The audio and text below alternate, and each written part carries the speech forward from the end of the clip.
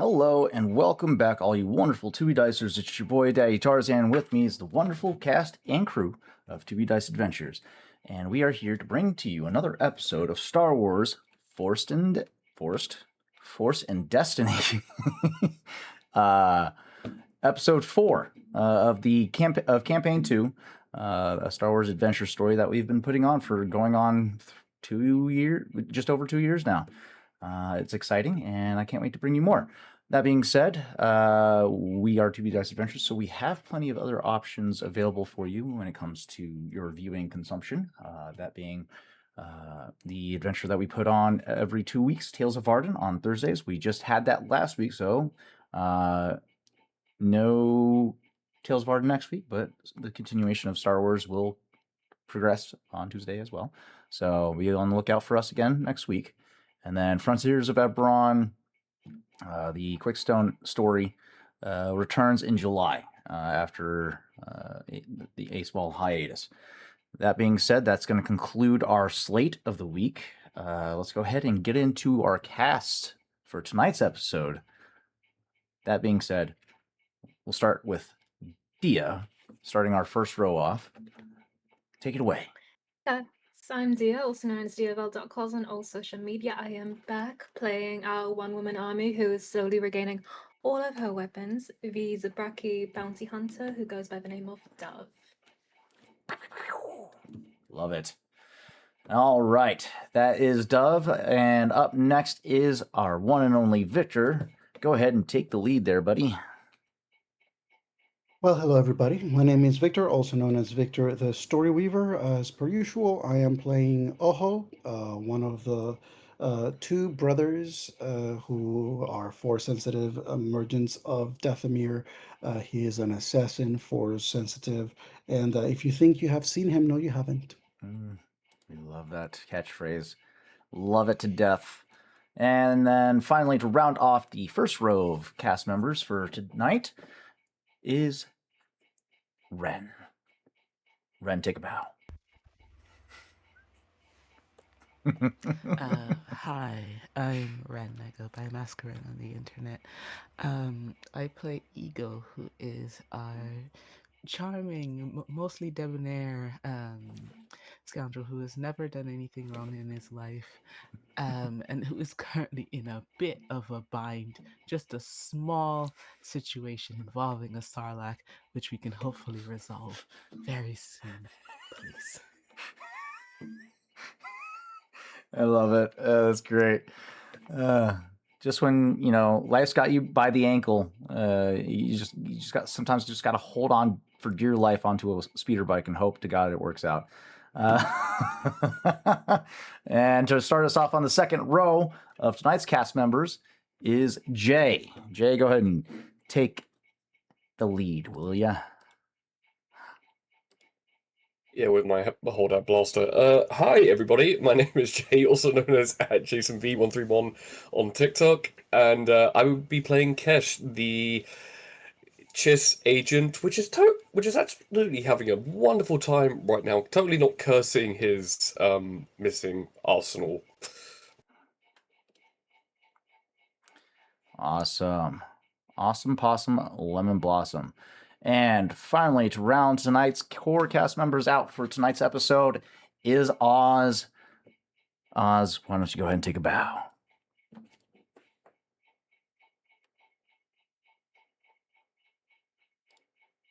You there, buddy?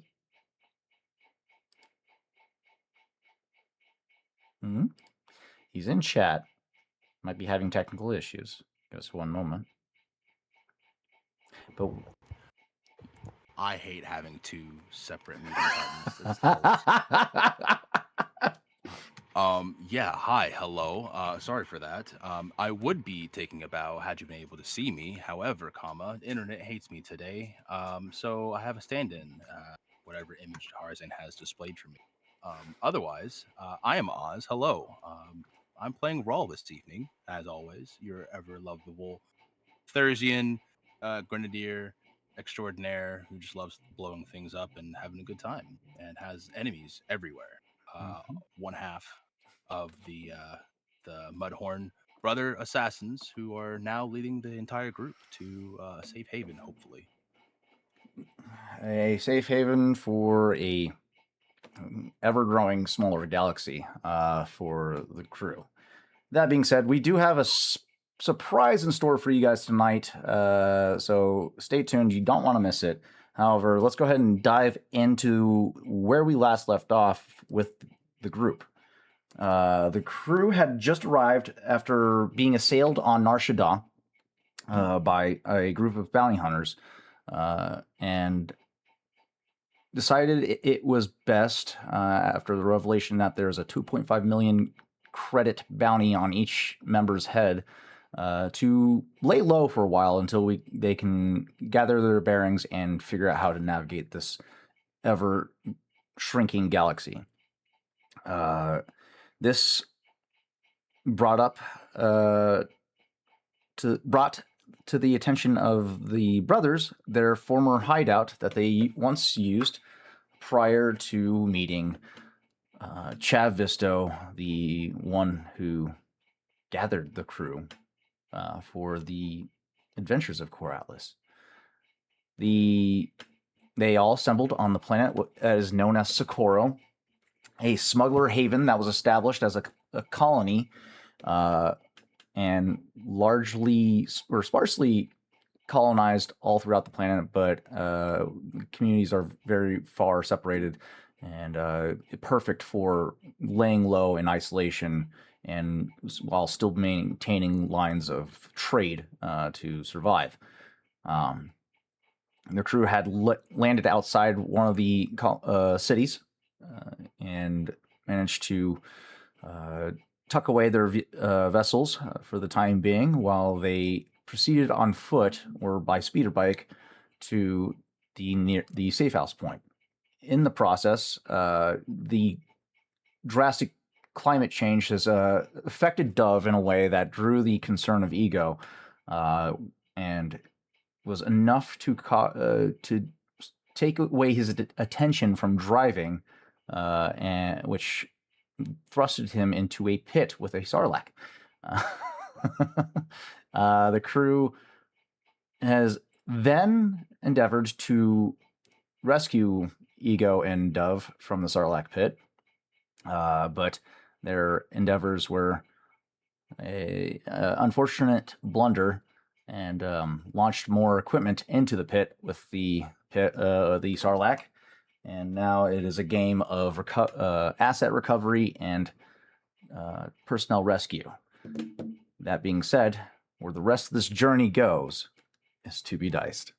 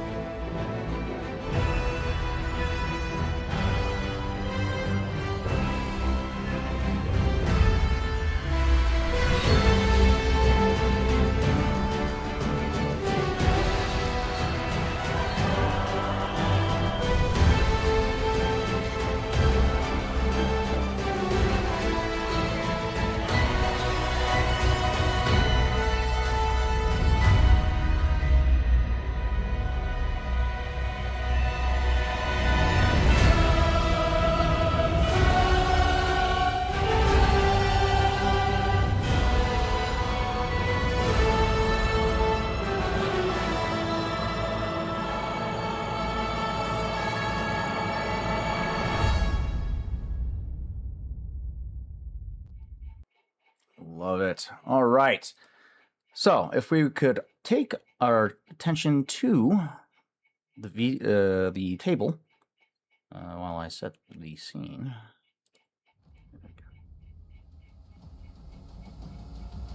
There we go. Okay. So, in the top, well, we already started rolling light side tokens, or luck tokens. That's good.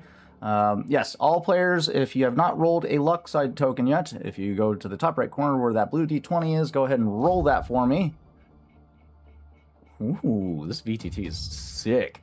And if you would like to, if you go to the map editor and check out a little reference map I made for you guys' viewing pleasure.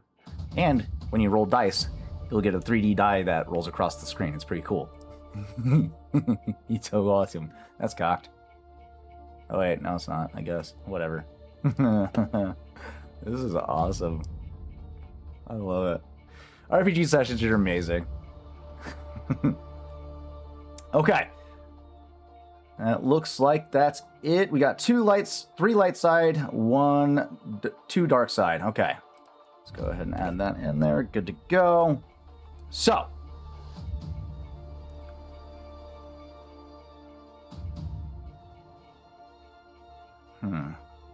Player view? Nah, it doesn't change anything for me. Okay. I wonder if I can capture this without giving away my stuff. I mean, there's nothing really given away, but whatever. Where's my initiative? Did we get rid of my initiative? What happened to my initiative? That's not nice. I see the initiative. You guys still see it? Yeah. Where is it for me? Private history. Interesting. Overview. Oh, there's it. There it is. I see it now. Okay. Let's just... Oh, it's down at the bottom for me. Ha! I see it now. Cool. All right. So... We are starting in the top of round 3 of this escape from the Sarlacc pit. Players, make your choices as to where you are going to go, and let us begin round 3.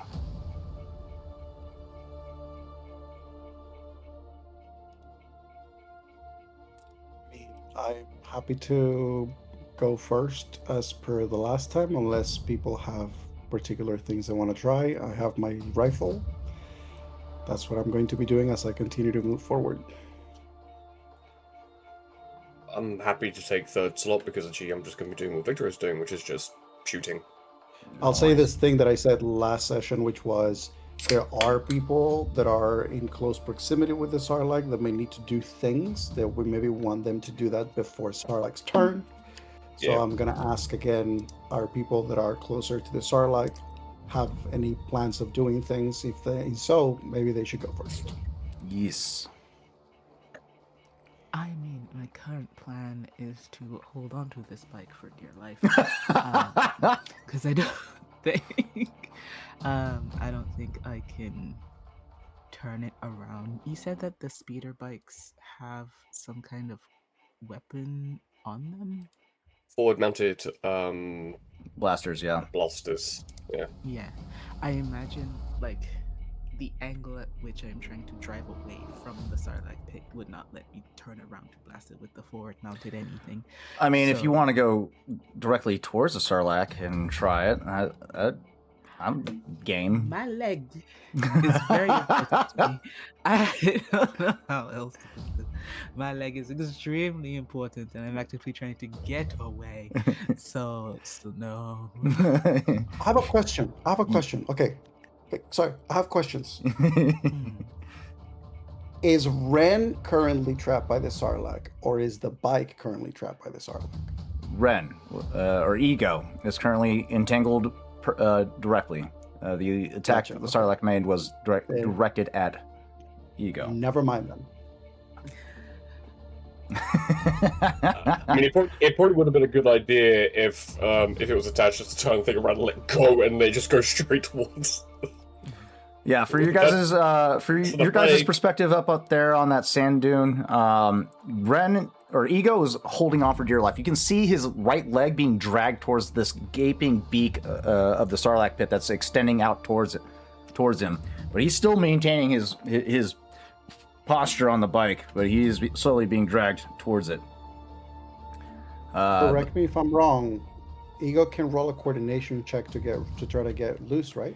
Athletics to break loose. Athletics, okay. Ego, do you want to just take the first turn and try to do that, or I could try. I don't think it's gonna I mean- go well, I but you mean- know, stranger things wait. happen. Alternatively, you don't have to go first. Somebody else can go first, and if they get advantages, they can give them to you. So then you can roll your coordination afterwards, potentially with some assistance. That is true. Yeah. Mhm. Yep. Dove, So, we can hear you. Dub, muted. I can try cut you loose on my turn. That's yeah. Alternatively. There are Yeah. at least three different ways to do this. As Victor's pointed out, at least two, and Doves points out one. Are we talking about butchering a So- chicken? There's 3 different ways to butcher a chicken. Oh, Dove, do you want to take yeah. the first go? Yeah, let Dub go first. All right. Sounds like we're in agreement. Dove, you are currently Shoot. also taking strikes from a tentacle, but you are not being ensnared at the moment. So yeah, you do have freedom of maneuver to get around, and there's no such thing as opportunity attacks in this system, so you can move freely without, I will do that. All right. Oh shit! Look at that roll. Ooh, that's good. 1 failure, but 2 advantages. Okay. Unless we use a outside token right off the bat, but it's okay.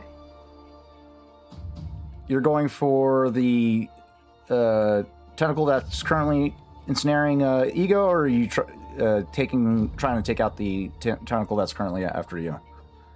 Ensnaring ego. Okay, so you would move over that way to get to them. Okay, cool. You take a swipe. The strike, the tentacle itself kind of worms its way out of your strike and narrowly dodges it. That will be 2 advantages. So you can give a boost die to any allied character's next check, including the active character. Ego. All right, Ego, you get a boost die to your next check. That being said, anything else you have for me, Dove?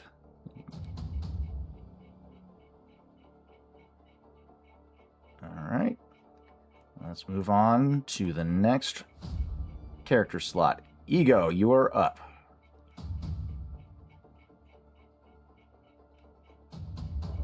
Sick. You said agility? Athletics to break free of the Athletics.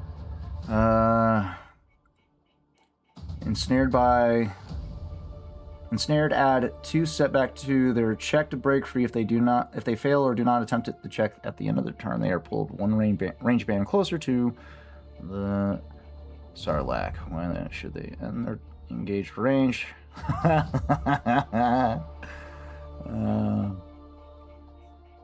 See, I don't like when you laugh like that in terms of my character's well-being. So it's going to be... Hold on. Snared is going to be a... There we go. Yeah, hard athletics check to break. Okay. So if you get... athletics, hard difficulty with 2 setback? Correct. With 2 setback. And then I have a boost die. This check does not look juicy, gang. About that. Just so you know, we're all I'm sure you got it. I don't know about that one, Chief. You do have luck side tokens. That's crazy roll. Stop. 4 failures. Oh! No! well, I tried to do Well, hell. oh no. At the end of your turn. Okay. Anything else, Ego? hold on. I need to come out of the map view because I can't see things. Oh wait, no, there's a tab for it. I see. I'm learning. Hold on. Talents. I love this. little pull-out tray for character sheets. That's so convenient. Ooh, it highlights the things. Mm-hmm. Lord knows I can't see. No, there's only 2 boost die. There's no way I can recover 4 failures with 2 boost die. I think that is me, though. That's it. Okay. I'm not strong. Because you failed the check, you are then pulled 1 range band closer to the target. That means you are now in engaged range with the Sarlacc.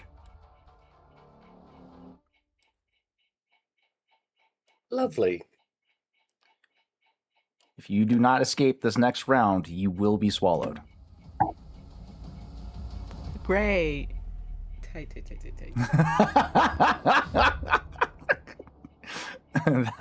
That'll end your turn. Next is another player character slot. I believe that is Kesh. Or Victor. If Victor wants to go first, he's got the I stronger will. gun. I'll go. I mean, listen. I'll go. Yeah, and let's you've just got the bigger gun. Yeah, not the stats anymore, buddy. But we'll see. We'll see if the Force gods are with us. Oho, once again, I mean, he already started shooting at this thing. Notice is pretty resilient. Notices the struggle that Ego is going through. Without this is seems very second nature to Oho. He's doing this very meticulously, very calmly. He's just slowly walking a little closer and closer to the pit while still keeping range, because his range with his sniper rifle is crazy. And so he's just looking to find whatever spots he can from this thing, which he has fought things like this before when they used to live in this place.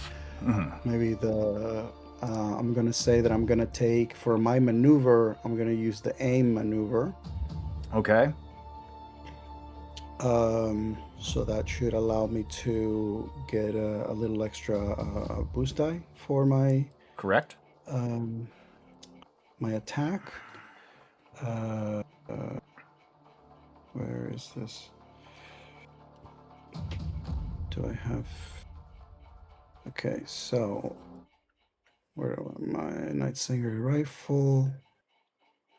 Where do I see our target? Our lovely Sarlacc. There you are. So yeah, make sure you're in Okay. weapons. Pick the pool. It'll give you a target option once you pick the pool. Yeah, I see it. And I'm currently, I believe we said was medium range. It should automatically populate. I have it sized already, so all you have to do is just target the creature when you click on him. Oh, it didn't give me like a... Are you using the VTT? Oh, I was using the overview. Oh, yeah. If you go to the VTT, the map, you can click on the target specifically, and it'll measure it out for you automatically. It's pretty cool. Nice. I love physical maps.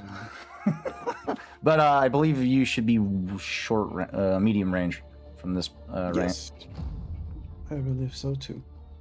Oh wait, no, long. Unless you're moving up closer.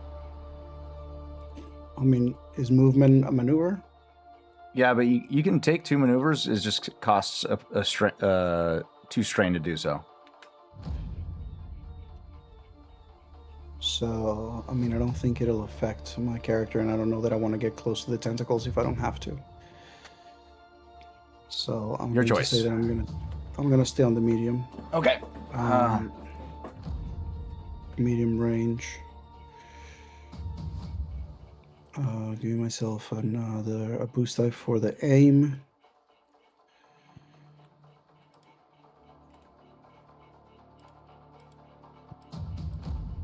Four successes, 2 advantages, 2 crits.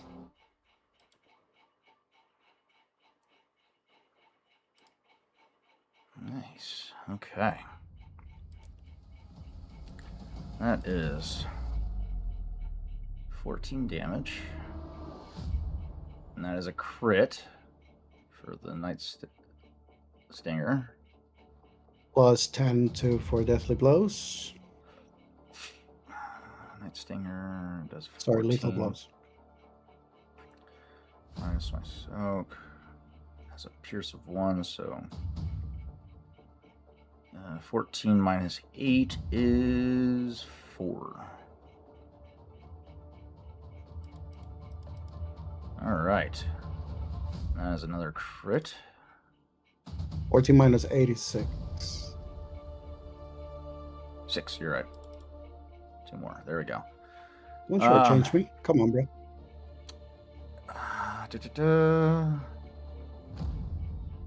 Okay. You got lethal blows of 1, so that's 10. Plus 10. Okay. Minus its durability, which reduces it by 30. Okay, here we go. Easy Jolt. Target drops whatever is in his hands. No fucking way! No! Ego! That's it, everybody. I can leave now. That's it. Just let's end the game here. Let's end the game. That's fine. No! What a shot! Oh, that's crazy. Can we take a moment to acknowledge the fact of how many different critical injuries there are on this table? That the one that we get is the one that we need. The dice were like, free him. Wrap it up. Well But they're like, done. unhand them, sir. Well, what an Let excellent, his like, boyfriend go. what the most perfect roll for a critical injury you could possibly ask for. So because it's so perfect, can you give me a description of how you this Sarlacc hide has proven to be extremely tough to get through. How do you go through the process of identifying the weak spot in this hide of the tentacle that will impact and do enough impact to cause him to release Ego and stop him from swallowing Ego whole? Well, thank you for asking. Basically, I think what happens is that, he took the first shot. This thing's being sturdy. He remembers this. This isn't the first time that he's fought a Sarlacc in this planet. And then he sees Ego on the bike and this thing dragging Ego closer and closer. And he remembers previous battles against these Sarlaccs and the tentacles. And he knows that sometimes it is, if you shoot a tentacle through, and the blaster shot just basically goes through it in like center mass, it kind of like makes a hole through it, but the tentacle muscle tissue is able to stay pretty much like attached. Yeah. And so he remembers that sometimes the best thing to do is actually, if you can shoot the tentacle on the edge, then the weight of the muscles of the tentacle itself basically fall into itself. And so what he literally does is he sees this thing as Ego fails to pull away, and this thing starts to drag Ego closer. He sets himself, takes a breath, becomes incredibly still.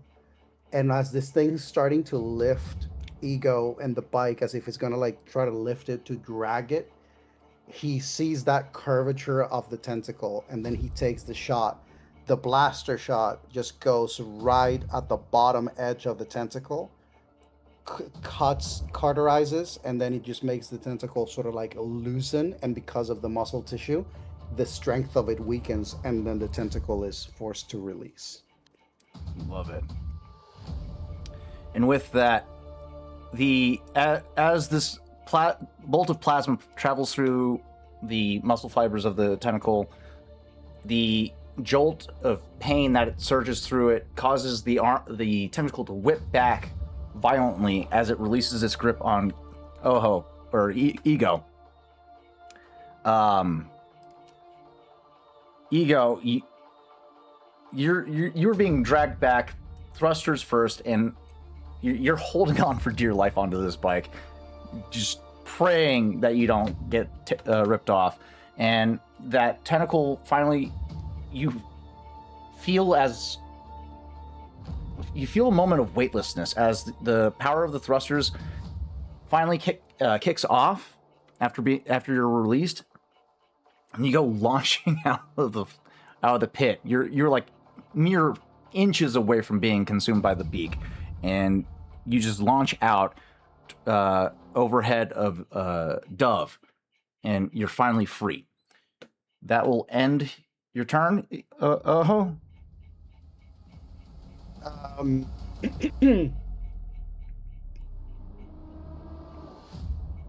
The bike that we have is on the other side. Mm-hmm. Ego is now free, and I do not believe there's anybody else currently captured by this thing. Not yet. So I think Oho is just going to. I think just after that shot is just, get back. It's just gonna shout, "Get back!" Just move away from it. So for people to hopefully get away from this thing while he is gonna continue to do the cover. Yeah. So yeah.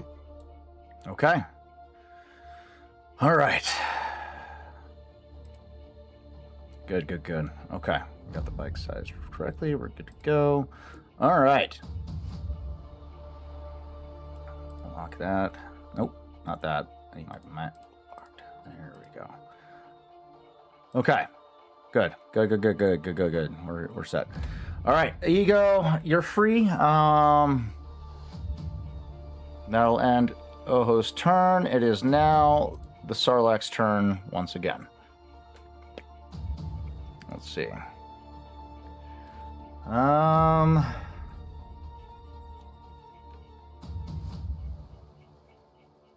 These things don't get to eat very often. That's taking pretty good damage. Oh, Ego, you did take 1 point of strain for that failed athletics check earlier. FYI. This thing just suffered 2 critical injuries. Yeah, how desperate is he?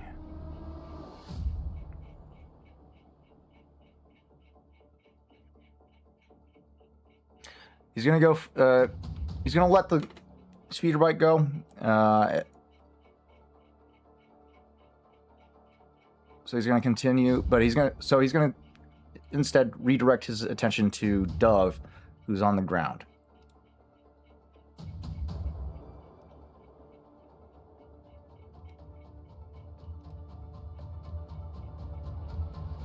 Let's see how this goes.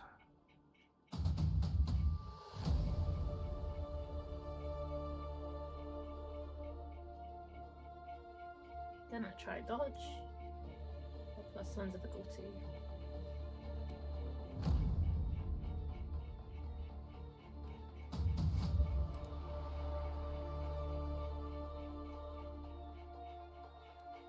That's pretty dope. You love it. Okay. No successes, 2 advantages. Okay. We're gonna add a setback die to your next check, Dove, with those 2 advantages. That will end the Sarlacc's turn, as he is immobile and does not have maneuvers.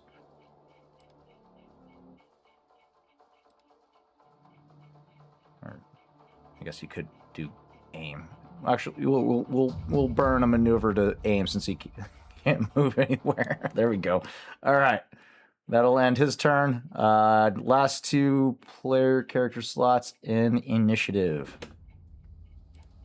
Ty, my question entirely depends on if Rawl wants to go first. Rawl is basically melee, so he doesn't really have anything right now. So he's kind of just sitting back. So I mean, you still have the speeder bike that Kesh is on that you could use to go get your Screamer back. I was also thinking of could go get the Screamer, or Kesh could attempt to do several maneuvers to go down there, grab Dove, and get out. If that, or is that not something that can be possibly done? It's doable. You guys are just on sand Probably. dunes, so Eagle can probably pick Dove up. yeah. You just got it. Yeah, which means I'm still nearby. Yeah, those two Yeah, are still in engaged true. range, so they don't have to spend too much resources to get moving. Yeah, that's fair. Okay, in that case, if Roll wants to use Speed Bite to go get the Nightwing, effectively both of them Jaeger. Yeah, that's fine. Yeah, We can do that. yeah. So if Roll hops on to the Speed Bite, Kesh will drop him off, so he can go grab it. All right. Would that be an action to do that from my part, or is that? Mount a speeder is a maneuver, but since you guys are working in tandem, you guys can intermingle your turns for the sake Yeah. of expediency. Yeah. So if you So yeah, Kesh is going to drop him off the Nightwing if it's within one maneuver range, basically. So roll, you get on. Kesh, you're gonna punch it. Mm-hmm. That's gonna get you up to your max speed of 2. Da-da-da.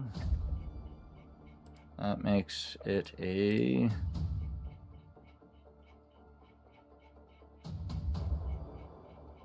the only downside on these is you don't see the piloting skills anymore. I got a fly/drive on the combat. Oh, it's in the section, talent isn't it? section. Mhm. Wait, fly/drive. Yeah, on in the combat there is weapons and there is vehicle, and because you've assigned me to a speeder bike, I have all the abilities, including all the combat abilities. I'm talking about on the VTT. It doesn't show that stuff on the overview. Yeah, that's fine. I can't go on the VTT, unfortunately, because I tried and it nearly crashed my entire tabs. So Fair enough. I'm staring at the combat sheet. Fair enough. Okay. So yeah, the two of you work together to get to the far side. You can move 2 range bands with a speed of 2 with 1 maneuver.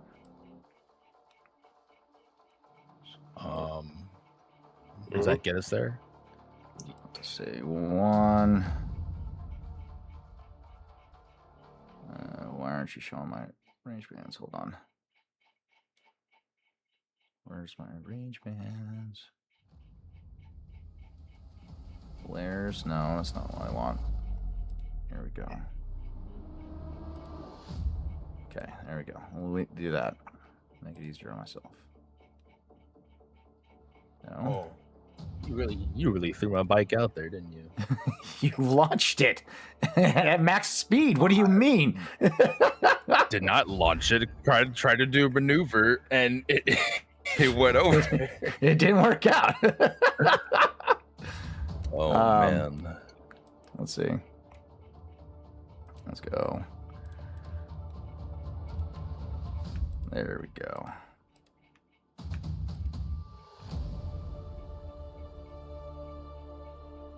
Yeah. Can't tell. It's not showing my speed anymore or ranges. Let's do just 1. No. All right. There's some things that need to be worked out on the VTT. That's okay, because they're learning still. That's fine. Okay, let's see. So from your guys' position, you guys are extreme range. The bike is at just outside of the long range, so 1, 2. Ah, shit. Okay. You guys stay on the outside rings. You could do it. I mean, I can easily just burn my action to do 2 maneuvers and we could just get there. immediately. Yeah, that'll do it. So That's perfect. Yeah, so because at least that way I can get him there, and Raul can use his action or something to get off the speeder bike and then get on. Dismounting is only a maneuver, so you still have your action. But yeah, you guys work together to get to the the Jaeger on the far side of the pit. Raul, you dismount the 614 AVAs and run up to the 88R Night Screamer speeder. And it is in working condition still. A little dinged up, but... Would you say it's still on, seeing as how I just got off of it? I don't see any reason why not. Okay. Can I burn 2 strain and use my action to jump on and punch it? You use one maneuver to get onto the bike. You dropped off the 614. We can say that's a free one, so yeah. You can, yeah, that's fine. That would be your turn. Could I also burn 2 strain to basically follow in tandem? You can only do 2 maneuvers per turn. You can't do 3. Unless you have an ability that allows you to exceed that. Nah, I don't. But Kesh literally will go, I am going to ask about how you and Oho fell off that bike. Don't ask questions you don't want answers to. Yeah, Raul's just going to look at you and just go, later. And that's it. Focus on the mission, getting everybody out of there. Definitely later. All right. That'll end your guys' turn, and that'll bring us to the top of the initiative of combat, which will put us at round 4. Any adjustments, or you guys want to maintain and just focus on getting out of dodge while you guys are still free? I mean, if Vigo wants to go grab Dove, he can go grab Dove. And Dove, what is the terrain like? Is there any movement that can be made to attempt to at least distance yourself? Yeah, you can maneuver away. However, Ego's just above you. You can get on the speeder bike, no problem, and you guys can just speed on off as quickly as possible within this round. This is basically your guys' get out of jail free card before. What would that roll be? No roll. It's a maneuver to mount a speeder. All right, sure. Let's do that. Okay. So with that, Dove mounts the 614 AVA with Ego. Ego, you punch it out of there while you're still free. Thank you for the follow. You're amazing. And Raul, Kesh, you guys maintain a wide berth of the Sarlacc pit, rounding around to get to Oho without getting in striking distance of the Sarlacc. Once the Sarlacc begins to sense the vibrations of the surrounding area begin to dull, you watch as the tentacles begin to retract. The beak lets out this disappointed squeal as it does not get to enjoy a meal for the next 1,000 years. And you guys all manage to break away from this scene. Slightly accosted, but otherwise remain intact and back on the path to finding Happy I still have my leg. to finding the sanctuary that Raul and Oho are leading you to. I will say, because Oho be Oho, he's not going to drive straight into the haven. He's actually guiding the group through different routes to one of the rock formations that is the closest, that also has altitude, where he will use the sniper rifle in his eye to, along with the rest of the party, to scout to see if there is any movement or changes to the location of the haven since the last time they departed, because there could be people that have taken, Residents. have decided to, yeah, they have found it, taken residence, and he's not just going to walk in there thinking that this is condo in Coruscant. Okay. So let's take a look. See here. You. Tell you what. Save. Let's go to my maps here. Maps and scenes. Thank you.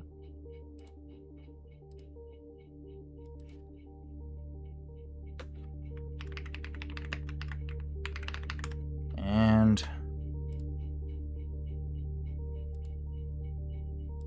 there we go. New map.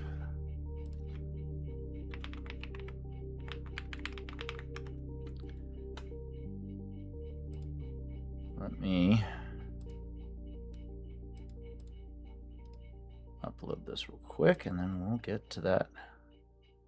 Also, thank you, Ben Nuisis, for reading with 9 viewers. So thank you for that. You're amazing. Thank you. Okay. Welcome to the chaos. Welcome to the chaos. There we go. This is my map. There are many like it, but this one is mine. Also, in the interim, when we've stopped, I'm going to do a medicine check to heal Ego, see if I can actually try and bring his wounds down. Sounds good. Yeah, those of you that suffer strain, go ahead and perform a cool check to recover strain that you suffered while you are in the wilds. Just a simple check. Ooh, look at that, Dove. You get to recover 2 strain. Yeah, that's all I had, and it was of my own doing. It's a dodge. Well done. Very good. Nice successes, though. Yeah. There's a lot of successes here. Yay. There we go. That's good size. And then we're gonna resize the.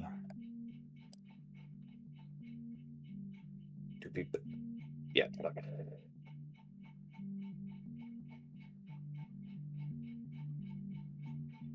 That's good.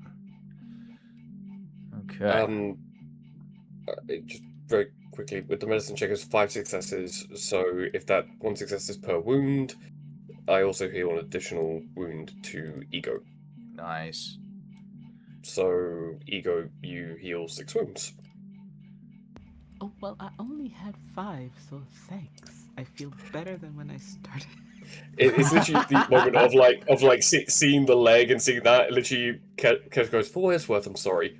Just pops it back in place. Ow! It'll buff out. But you're back up to full wounds. Great. Okay. I got you guys on the map now, so Oho, go ahead and position the crew where you would have stopped them. Or is this the... maybe I should go with the other map. That's a little bigger. Let's see. That's good.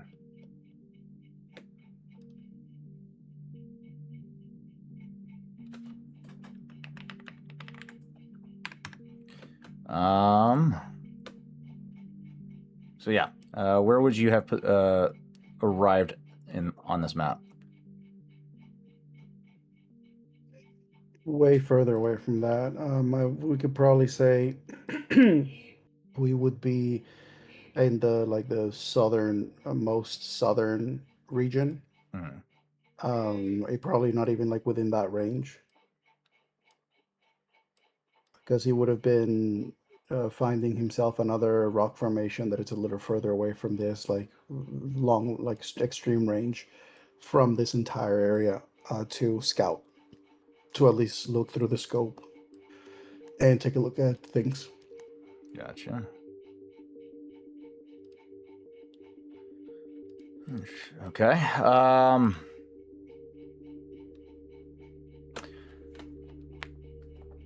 Go ahead and give me a hard perception check. I'll give you. You can use the boost die for your cybernetic eye to assist in the scanning, and we'll go from there.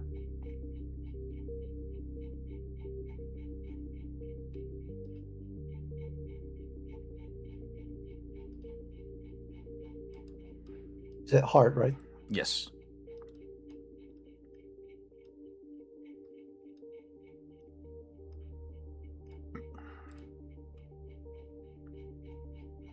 Is everyone okay with me using for light side token for this?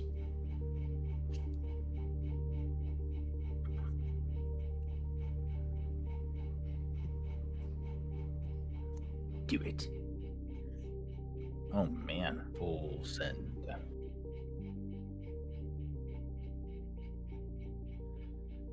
One failure. One failure, 2 advantages.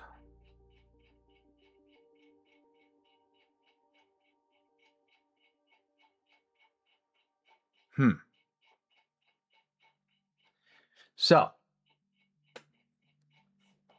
let's see.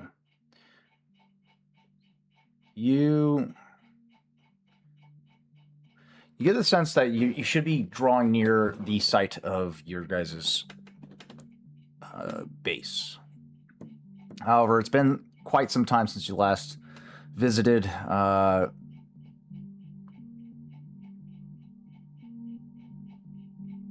The shift in sands caused some level of disorientation. But you do eventually find what you're looking for, but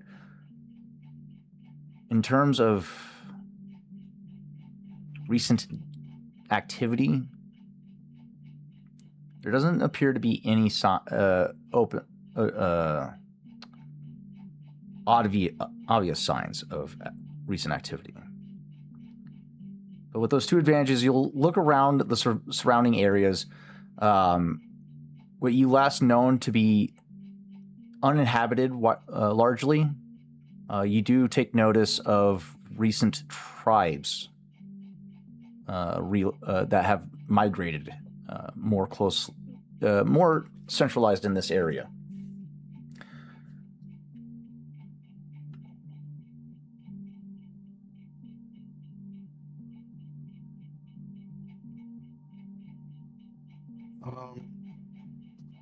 Yeah, I mean, I think Oho has a small, heavy sigh of exasperation.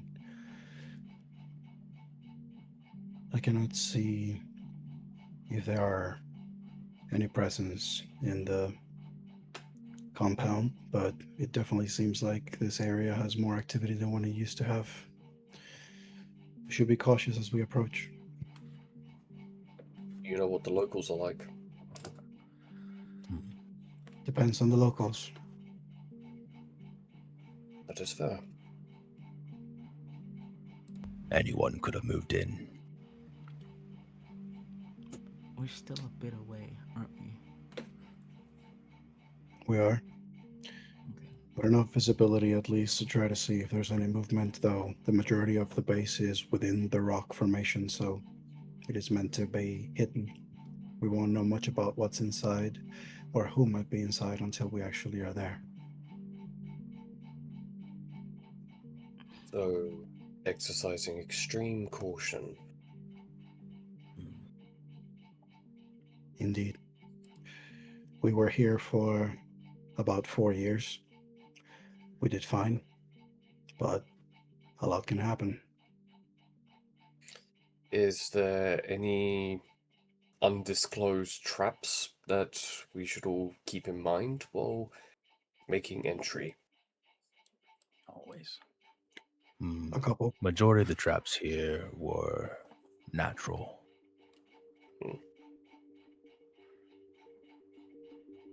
I think Oho will, if we have, I would say safe to say that we have a map, even if it's a holo map of the sector, of the region, like the rock formations, and Oho will actually pinpoint to a couple of spots that are like on the way to get to like the entry point of this like group of rocks where they form, Yeah. and he will signal them out and say, "There's a couple of pits that are covered, or used to be. If they're not covered the way that we did or left them behind, they still could be covered by sand, debris. So just stay close to us and just keep an eye on your surroundings. Not just left, right, back and front, but also up and down." And when he says down, looks at Ego. You're so funny. Love it. Agreed. There's not even any fire behind the way that he looks at you because he knows that you shot the thing and got him free. Fair. That's fair. That's fair. I think Oho will propose also we could take some time here, stake out for a few hours, see if there's any movement, and then we can proceed at night.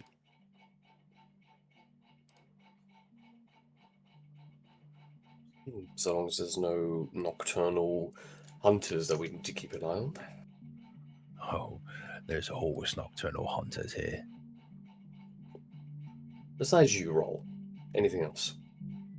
Oh, oh yes. Don't get me started. Yes, why don't we just follow my brother here for a ways until we find somewhere safe? We can take a few breathers. I'll bring up the rear. Also, I can do a once-over on everyone to make sure that if anyone else is injured, looking at Oho and Roll, looking at potential injuries of the falling off a certain speeder. Literally just like black sand, just like because of the blood just sticking, just a trail of black sand on blood on the side of his head. I can Rawl attempt literally bends down and scoops up more sand to put into wound to stop the bleeding. Okay, we are not doing that. And literally is like harsh doctor moment. I'm gonna roll medicine check on Rawl. All right. Go ahead and get that rolled. Okay, so you heal 5 wounds. Nice. Okay. And I'm gonna attempt to heal Oho and Oho is back up to max because he healed 6. Okay.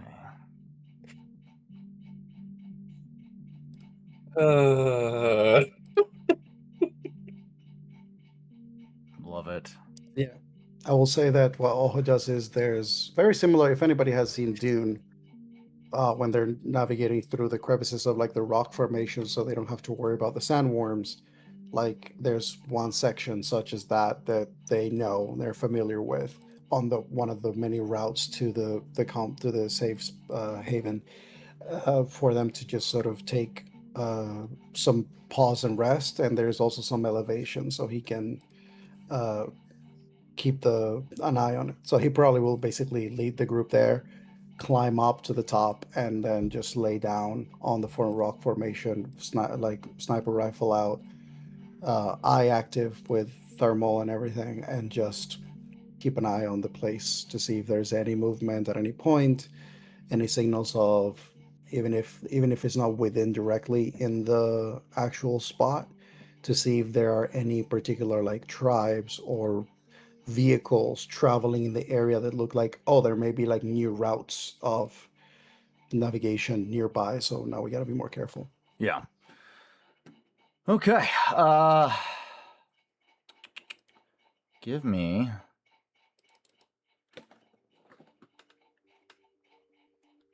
any. Are you doing this with? Are you trying to do this without being discovered, or are you just doing it passively? What's the idea here? I would say without being discovered. I mean, this place sort of like gives a good understanding as to why Oho wears black, because the rock formation and the sand here is black and very dark. So when he lays down on the rock formation with his outfit, full hood on and everything, he just looks like he's just another chunk of the rock. It blends in seamlessly. with the abnormal development of terrain. Okay, so this will be a stealth check from the group. I'm going to do the difficulty on my end. We'll call it... Hold on, let me find out my passives here. That would be average and... No, don't do that. And... Okay. It'll be a average difficulty with a challenge of 2. So I'll get any extra boost die for the attire and previous work here? I'll give you an additional boost die for your previous experience. Sure.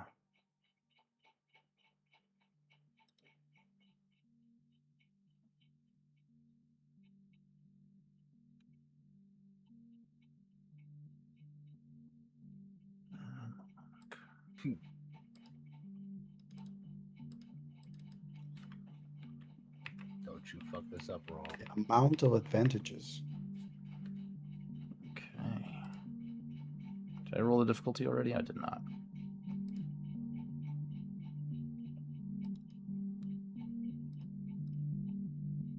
There we go. 2 failures, 2 threats to beat.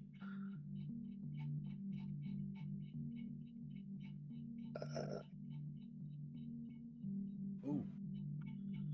You got Am I still? 1 success, 2 success,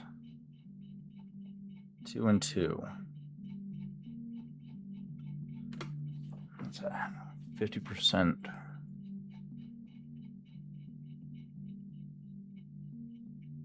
Did Dove roll a stealth check? Ooh, not yet. Ah, Sorry, what was the difficulty on that? I didn't know it. I rolled it, so it was flat Okay. for everybody. So 1 advantage. That would be 3 failures, 2 threats, or two failures, 3 failures, 2 successes. I can Anybody? try touch a plate and put 2 more boost die in there. See if we can bring that up.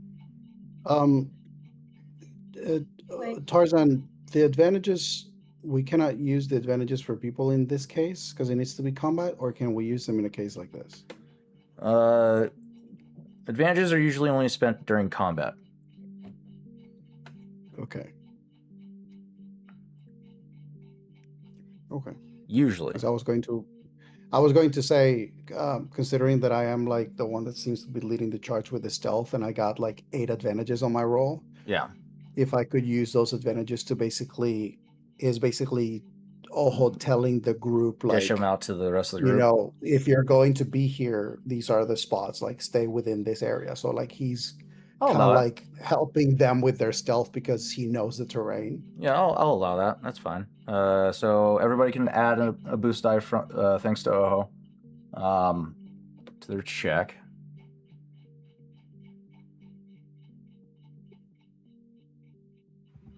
I believe that brings roll up to a success. And ego up to a success. So that'll make it 4 successes.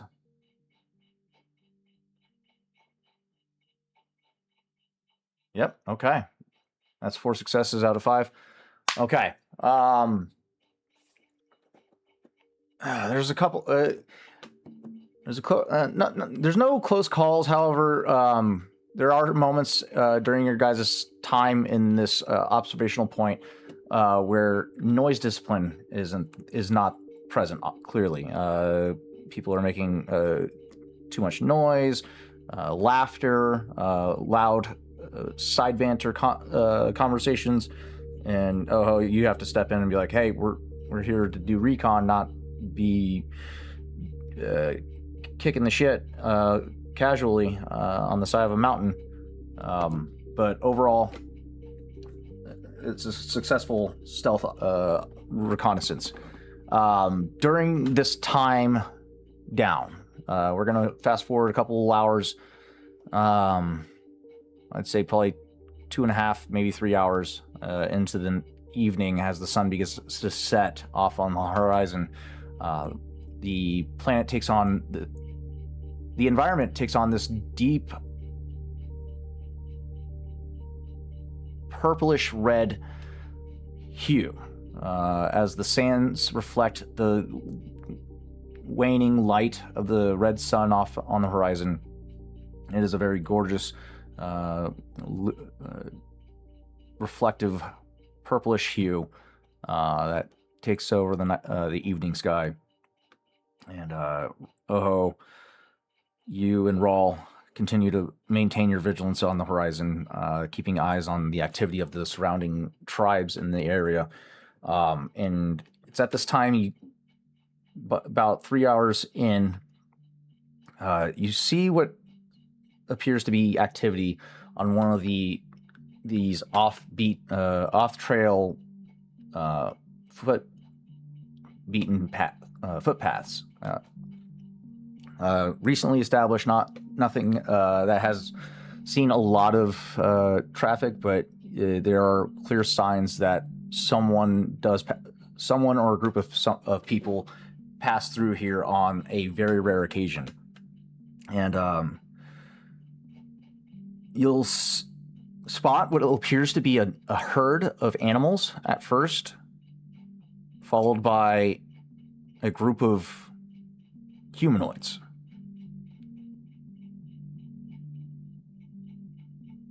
And as they begin to cross this path, another outside source begins to crawl to a halt. This one on a speeder. Another humanoid dismounts the vehicle and approaches the herding tribe. There seems to be words being exchanged. But shortly after contact, you can see hostilities begin to arise. The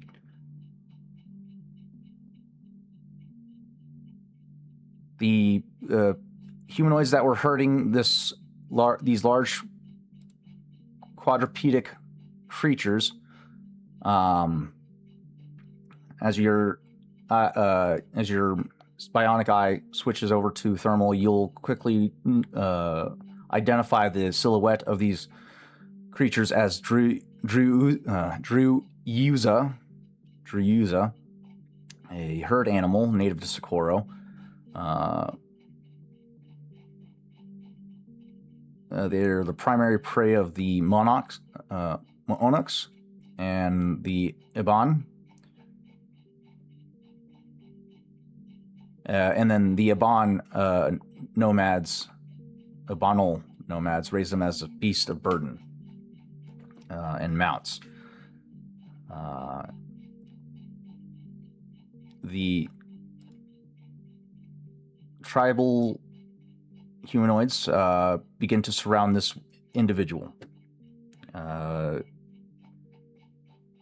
Implements pointed at them. You can potentially reasonably assume them to be spears. But what do you do? Is there anything that I can gather? Because the herding tribe seems like it would be easy to recognize it by their attire and what they're carrying and stuff, that these is the tribe. What about the other individual that is currently being surrounded?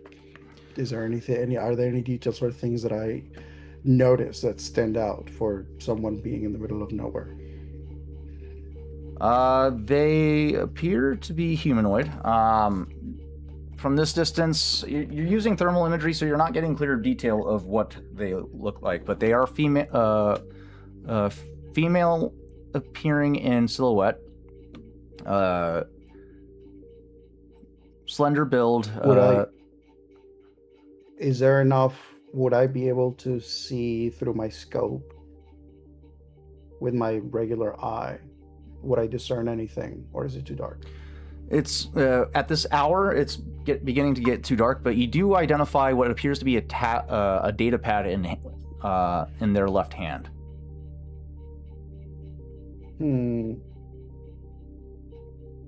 I mean, the people getting lost in this desert and being engaged with locals and tribes is not like a rare occurrence, but the location of this event is definitely something that may be an inconvenience.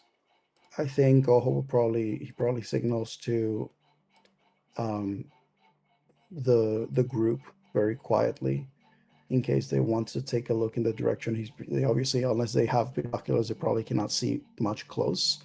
But I think it's a way for him to also, since Gesh was talking about earlier about like what are the dangers that we may find here, it's like, well, this is a good way of showing him instead of having to tell him. I think Oho adjusts his rifle and his scope, and now his sights are on the female individual, but not directly aim at them. They're just currently kind of like keeping track of the situation and seeing what's happening, because to take a shot could potentially be troublesome, although he does activate his invisible blaster shot just in case. Gotcha. Okay. With a closer inspection with the scope, again, like fine details are hard to come by at this hour. But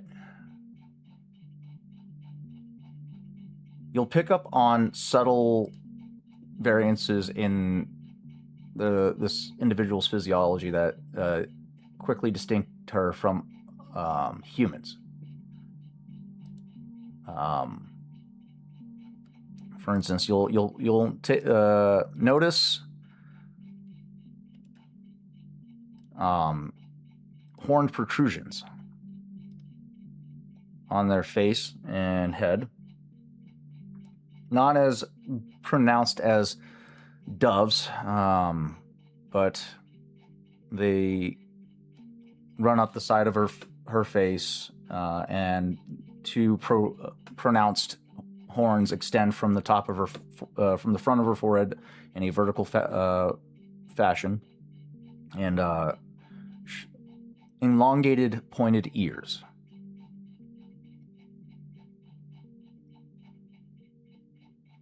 The color of her hair is hard to make out. However, it is tied up in a high ponytail.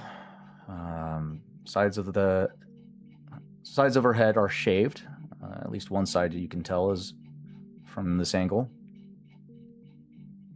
And she seems to be trying to get information from these locals, from these local tribes, but there seems to be a failure in communication. How do you want to handle this? Usually things in this desert handle themselves. I am more concerned about its proximity to the base. Because just have infrared vision, am I able to see at least a little bit of the grouping of how many tribesmen there are, along with Oho and his scope? There's about 5 or 6 of these tribesmen that are currently in aggressive negotiations with her. Would they run or attack if blasters went flying?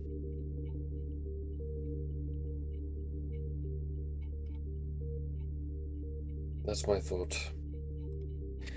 If they get spooked by high plasma projectiles. The one individual has a data pad for what it seems. I doubt that they're going to make it all the way in the desert, not carrying anything else more useful. Everything that you've seen and I've seen, stranger things have happened. It feels too much of a if we start, coincidence. if we start shooting at them wildly, they're going to see it as a threat, and if we don't finish them off now, they're going to come back and try to find a source. So either we resolve this peacefully and direct them in the right or wrong direction, or we take care of them completely.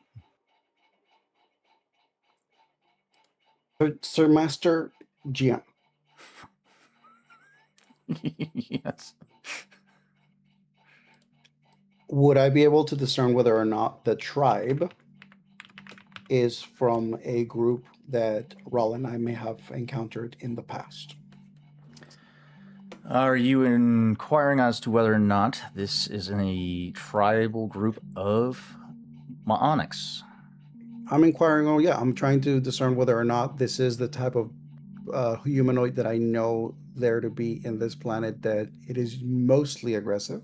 So more often than not, they're not really a type of negotiating kind of group. Or if it's some other kind, perhaps like a tribe or group that we may have encountered in the past that we can deal and converse with. The Maonics have a distinct physiology about them. Sentient biped species feared by many. They have a primitive look to them, have spears, and are excellent hunters. Their appearance is used as holographic pieces in the game of Jajaric as gladiators. And they have kind of bulbous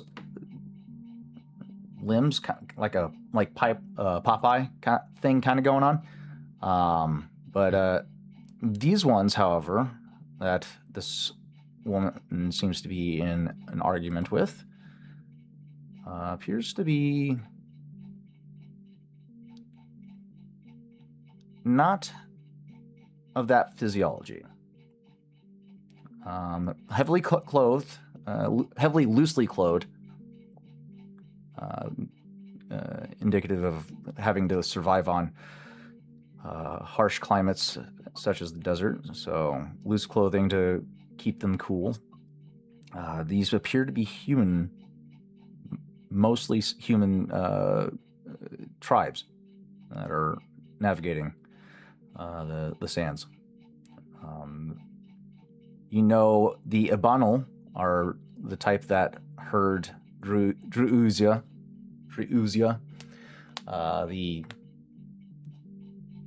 what's it called? The beasts of burden, as beasts of burdens, and raise them for their meat and as well as mounts. So this is very common for the Abanal to be seen with these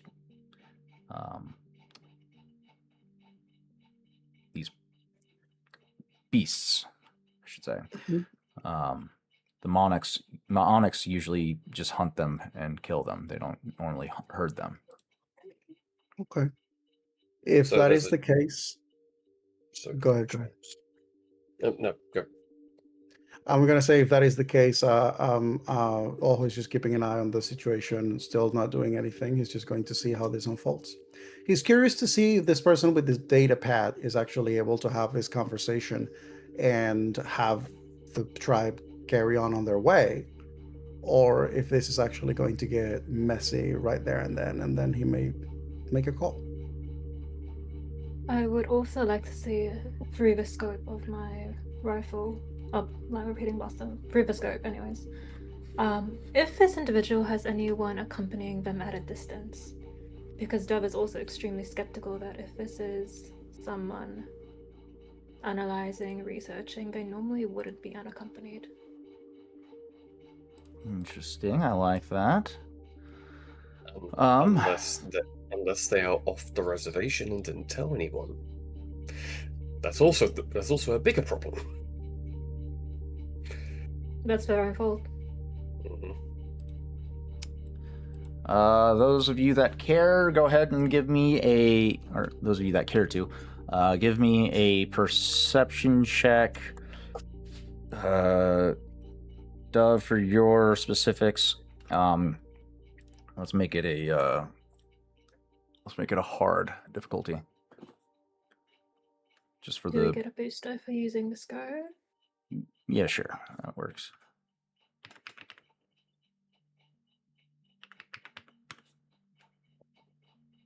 One success, 3 threats, 1 triumph. Nice.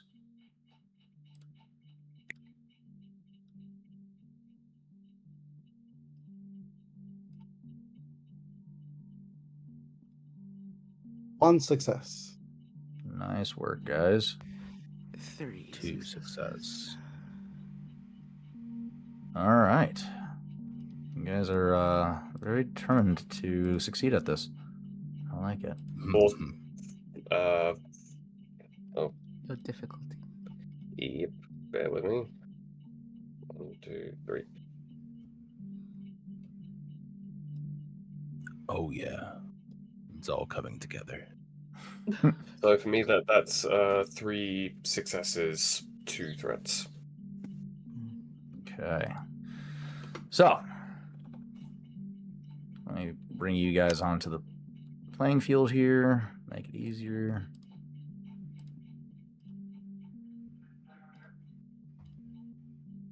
And you got your guys' bikes. Let's get 2 of those. And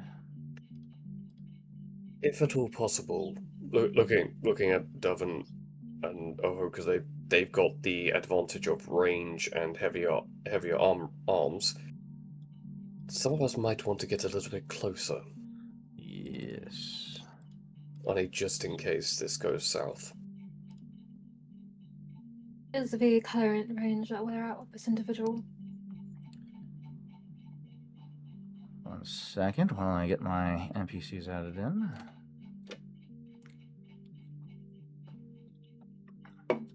This is going to be beyond extreme for sure. That's why you're not able to get fine details, is because of how far you guys are. For the successes, for your information that you were seeking, there does not seem to be any accompanying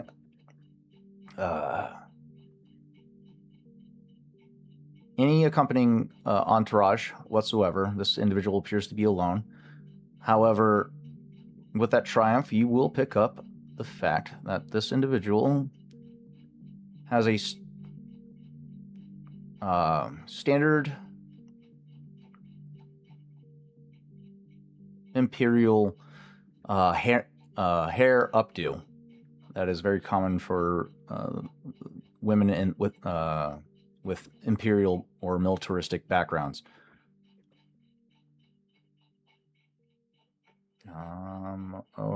So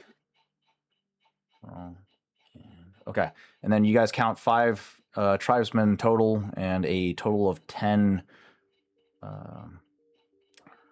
of these hurt creatures. Where's my fucking tokens at?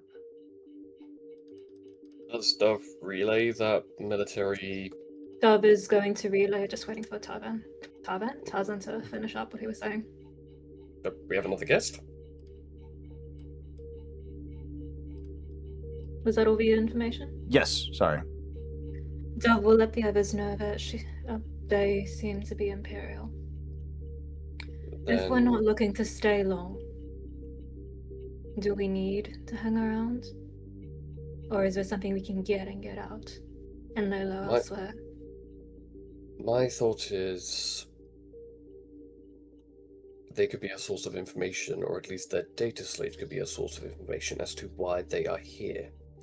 It would give us more information as to the Imperial occupation or interests in Socorro. Do we need to know that, given our level of insecurity as it is? Any information of what we are dealing with is better than none. I mean, at the worst, if we can potentially dissuade anyone of Imperial nature from lingering around here. And by dissuade, I mean get potentially rid of. That Oh, might lead with serve that. us in the long run. I'm See, more. you could say that. Dissuade means talking, and I don't feel like that's a good idea. I Listen, it's what am. I can do in this moment. You're the one with the gun. I'm Yes. of the opinion that gaining information is better than running around blind. We know there's a bounty on us, we know the Imp put it, and I would like to know why there's an Imperial operative or agent or officer out in the middle of nowhere. Do you want a cold body or a warm one? Warm. An absolute warm one. Cold if they don't hand over the data slate, at least. You're making it. Oho is not responding to any of this because he's listening to y'all, but his sights are on this female. As he quietly says, "We made it all this way here. If this is someone that can relay the fact that we are in this planet, then this journey was for nothing.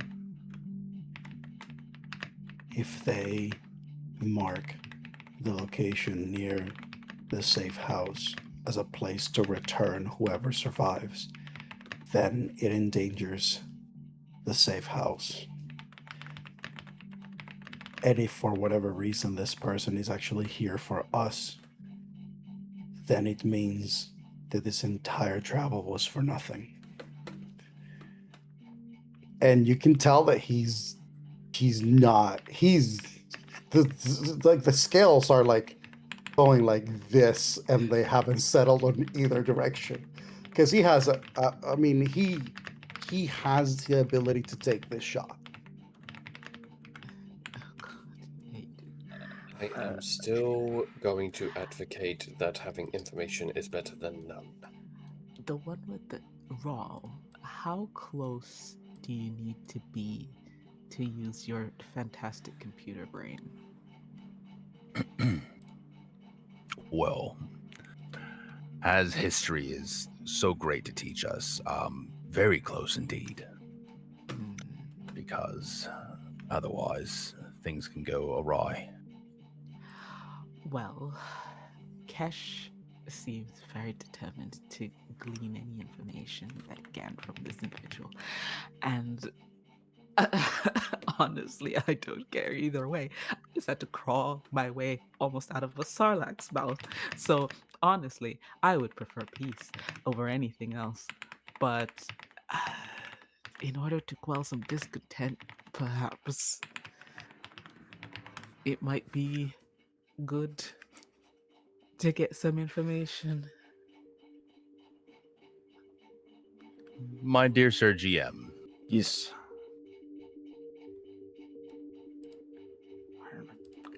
if I connect my computer brain to my Too far. brother's Oh, I thought you were talking about No, the data hang pad. hang on, to my brother's data pad and kind of used it as like a bot computer and gave him my infiltration suit so he gets an automatic success on his stealth check and let him sneak close and get that pad close enough that I can What jump stealth through. suit?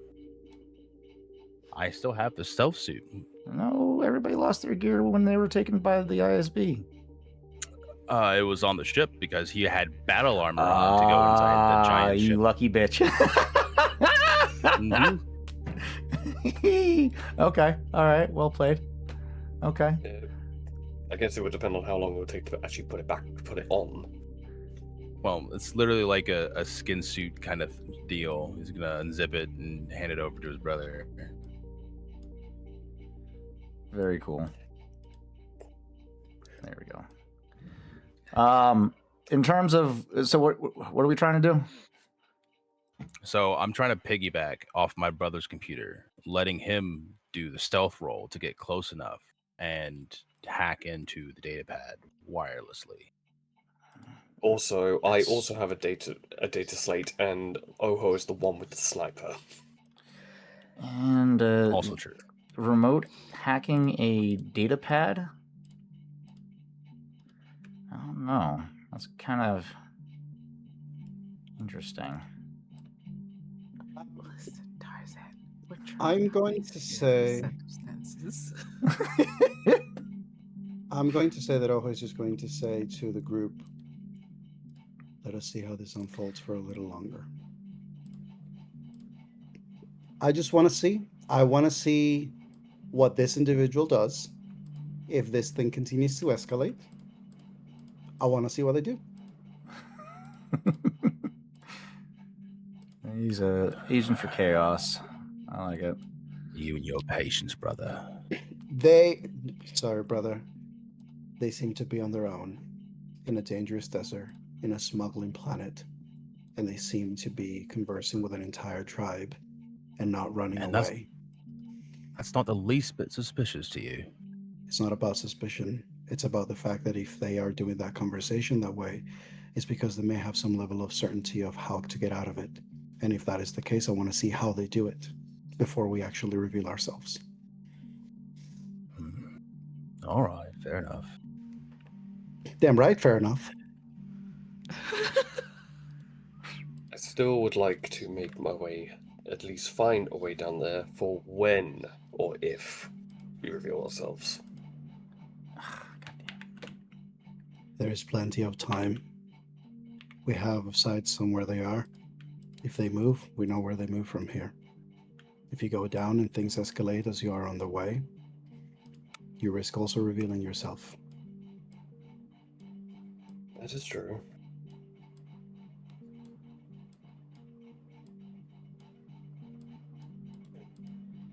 All right. Being this close to potential information is... Never knew how to not let go of potential opportunities. I understand I that, know. Kesh. But you also I have to know. understand the fact that we currently have no safe ground for us to take cover. And until we can reveal and decide whether or not this place is actually going to be suitable. If it's not, that means that we're back to zero, on the run, with no way to resupply, no way to recharge, no way to rest. So, bear with me as I try to ensure that if we are going to stay here, it's worth doing so. Don't worry, Kesh. I also hate my brother's right sometimes. It's not every day you meet someone with the same amount of practical logic and pragmatism. So it's interesting to be on the receiving end of it. So, you guys choose to let it play out. Yes, we do, and I At passed the popcorn. range at which you guys are at. Nom, Granted, nom, you nom. do have speeders, so you would be faster than a ground pursuit. So that does play out in your favor. It is at this time we're going to go ahead and introduce our sixth guest member for tonight's episode. Brought by fire. What? Jellybean. Welcome to the show, and thank you for joining us on tonight's episode of Star Wars. Hey, hi, thanks for having me. Not to worry. Since we have you in the spotlight, I would like for you to go ahead and take this moment to highlight your character's description, how she carries herself, Okay. and how she's about to approach a situation where she's trying to gather information on the targets that you're pursuing. hmm And there seems to be a failure of communication as the people that you're talking to do not speak your language. I think you are all seeing someone who has studied the theory of talking with other species, like read so many books, right? And she's actually now in the field in practice trying to like find her way around, and it's not going well because she's not the most charismatic person in the world. So you're seeing her like take out her data pad and like flip through it to try and like figure out like what these people like might want in exchange for information. And it's more of a look of frustration than it is like panic in any way. Because I don't think she would know necessarily like how in over her head she is in this moment.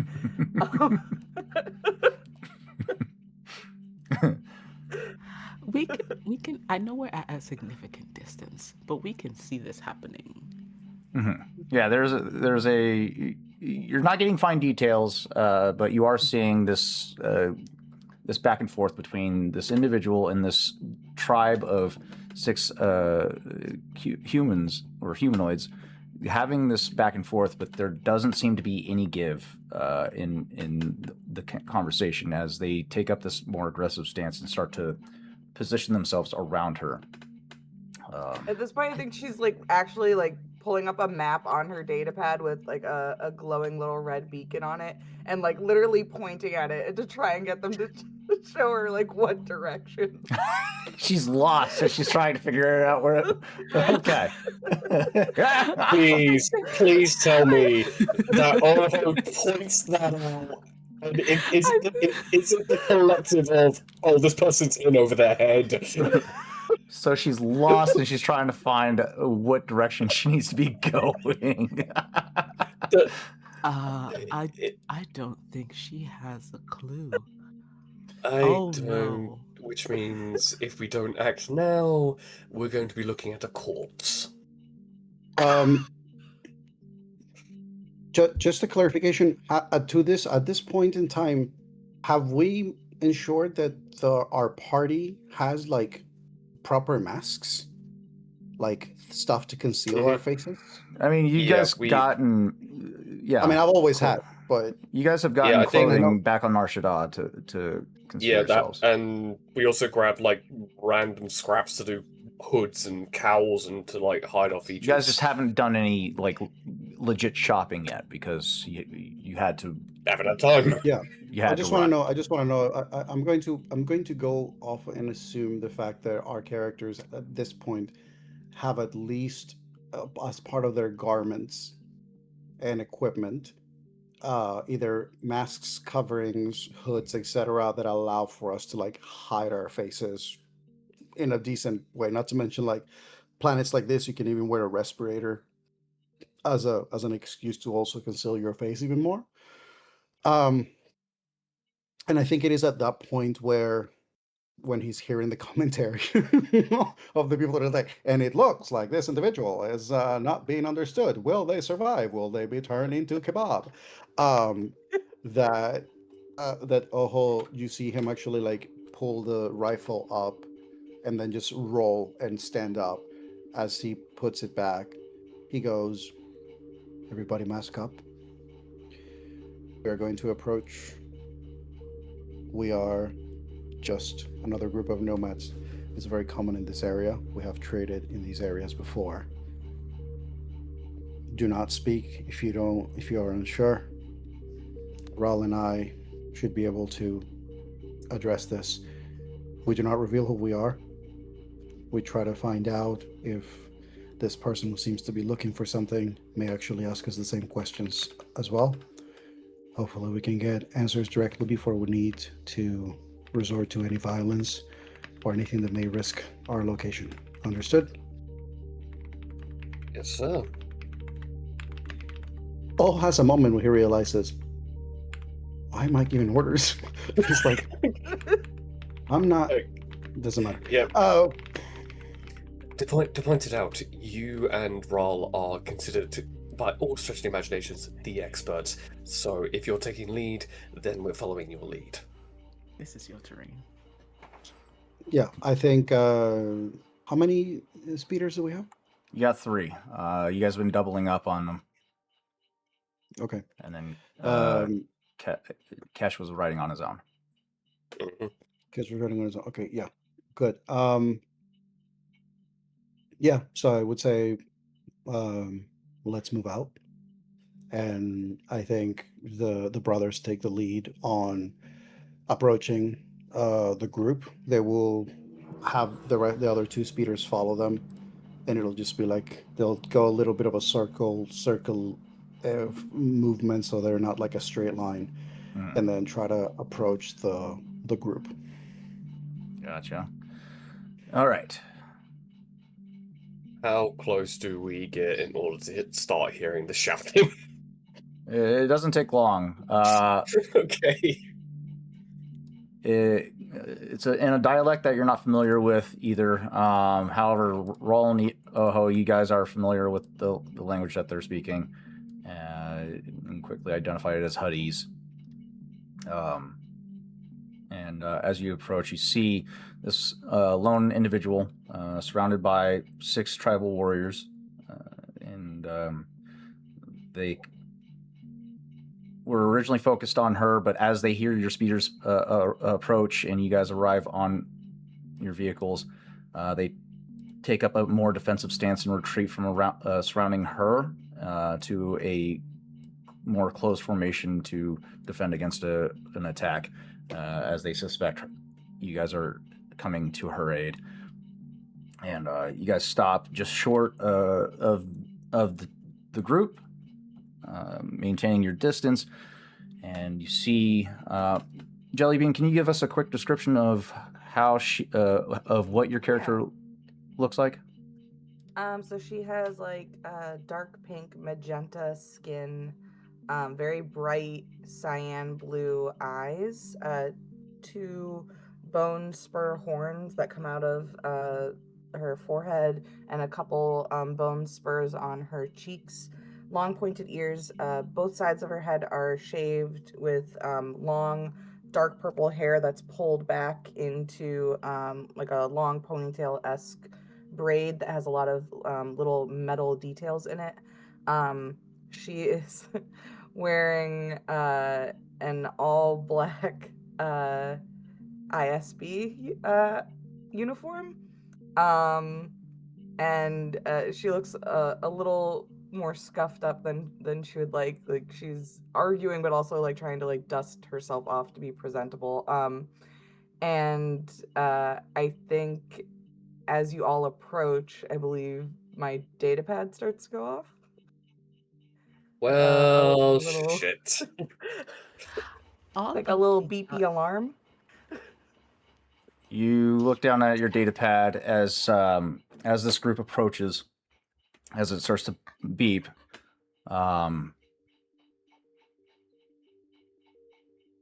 The group of tribal warriors look at the rest of you, leveling their spears at you. Ichuta, koto jota, and basically, they're asking you, "What are you doing? Why are you here?" Just very territorial, in especially when it comes to the herd of Druyuza that they're guarding. And as one of the leaders continues, he basically states that this herd is theirs. Any further aggression will result in them defending themselves. I'm trying to walk past them now as I'm just like waving to everyone who's approached and been like, oh, never mind, I don't need help with directions anymore. I found. Quiet. Thank you so much. Quiet. Hello. Quiet. Immediately. So the progression of this with Oho on the first speeder steps off, hand raise, with his rifle basically raised up, which is a signaling of the fact that he's showing the weapon that he carries as a way to show to them as they are approaching, I am not approaching with intent of harming.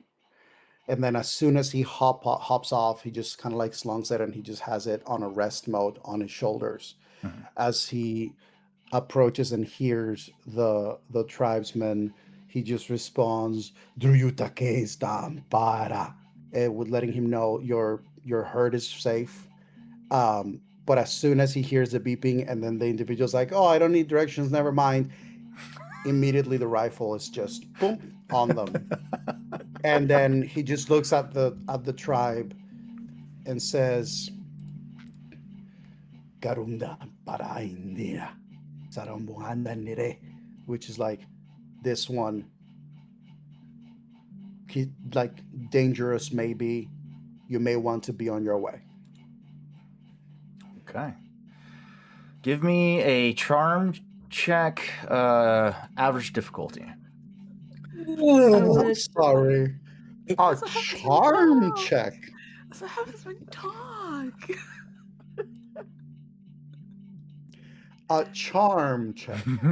Average difficulty. I'll give you a boost die because you're speaking Huddies with them. Could he also have a boost die because he came in peacefully? I'll give you, I'll give you would- one more for the attire as well. Go ahead, Dove.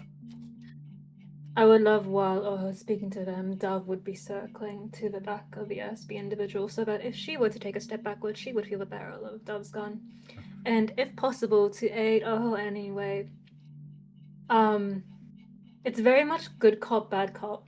And Oho is clearly the peaceful good cop, but then Dove enforcing, like, just emphasizing his charm with her innate intimidation will also just bark at them in hearties to keep it moving, because this will otherwise get very messy. Ooh. As the ISB agent is talking, Kesh will understand certain imperial phrases and certain, like, doctrines, and really looking at this person up and down, and the fact that they dusted themselves off before they spoke to us. As they're talking, Kesh just gets from the other side and just, if I were you, I would lower your voice and not screaming and pointing at a databad that you are no longer needing directions. Sorry? You all can handle it then? That remains to be seen. So, how many boost die do I get? 3? Yeah, I'll give you 3. Okay. God damn. Oh no! Can I make a plea? Can I make a plea here? Can I please make a plea here that if we have a tribe, we have 2 light sight points. I don't want to go into another combat. Please. Yeah, Hardman, can Oho take a close your try? eyes. Don't look. I'm asking, pleading. Listen, it's very simple. Charm is not Oho's thing, but if he needs to fall into coercion, he will switch. His rifle is right there. 5 successes for advantages on coercion. Okay. You still have the light repeating blaster, and you have a hand blaster pointed at the ISB agent. So I'm assuming you would level, not directly at the tribal warriors, but in their general direction to signify that you're prepared to defend yourself should they be the aggressor. Especially as you're watching O try to negotiate peacefully, and seeing that you guys showing up in force is not seen as peaceful to them, and they continue to maintain their aggressive stance, but you level this significant firepower in their general direction, albeit at the ground. They pause and strike, and you tell them to keep it moving, and they look at one another. You'd get a sense of that hesitation is instilling fear, and they begin to back away slowly, maintaining eye contact on you guys as they continue to herd their Driuza southward. And eventually they do break away, leaving you guys with this lone individual.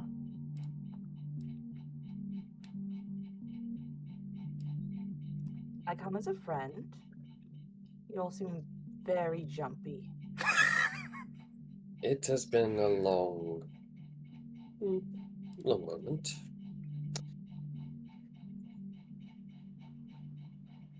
Rawl moves a step behind this new individual to cut off their escape.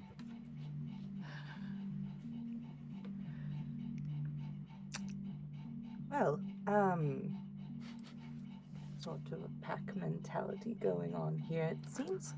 I mean, not exactly. Hi.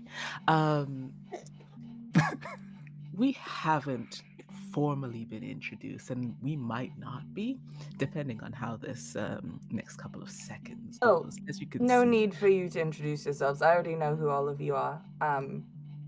is that these are the kinds of things that don't necessarily help your case, because as you can see, several of our company are very trigger happy. So how about we take this a step back, and since you seem to know who we are, you introduce yourself and we start there. Ojo has been from the get. As soon as the tribe left, he's reaching for your data pad. He's not asking.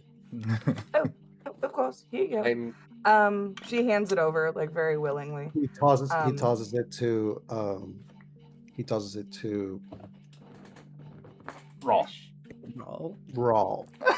Roll would have Forget my name, brother. But he has that moment of passes it to Rawl, and then there's a moment where he just points at Rawl he doesn't say anything. It's just don't hack it. Not yet. Just you pass it over to your brother. Rawl, you're going to immediately take notice that it is a GPS map pulled up, and there is a glowing red dot standing right next to where your position is. A single glowing red dot? Correct. Mm-hmm. And that position seems to be your brother's position. How about I help you out just real quick? I have no weapons. And she's going to like reach towards Oho, just like Oh may no I? no! I know. I wouldn't recommend do that. it. If you're Okay, okay. How about again, like my friend here just said, you start with your name and we go from there. You can call me Slice. Mm-hmm. Slice. Mm-hmm. Now, Slice, I'm gonna ask you, what were you about to try to do? Oh, Gilwalt puts a tracker on your friend, Oho, Oh. I presume. Mm. So I was going to remove it for you. Where is it? In the collar, just right there, right on the left. For context, if you recall, Oho, as she explains this, you have a flashback of the confrontation in the cargo hold of the VCX when you went to try and stab him with the lightsaber. He does a quick parry, shoves you in the shoulder, and in that moment, he had placed a tracking device on you. And he shoves off, creating space, and that scenario plays out in your mind as you realize that's when he had placed the tracker. I think Ojo reaches very slowly for this tracking device, finds it, looks at it, looks at this individual. He crushes it in his hand. The map stops updating immediately.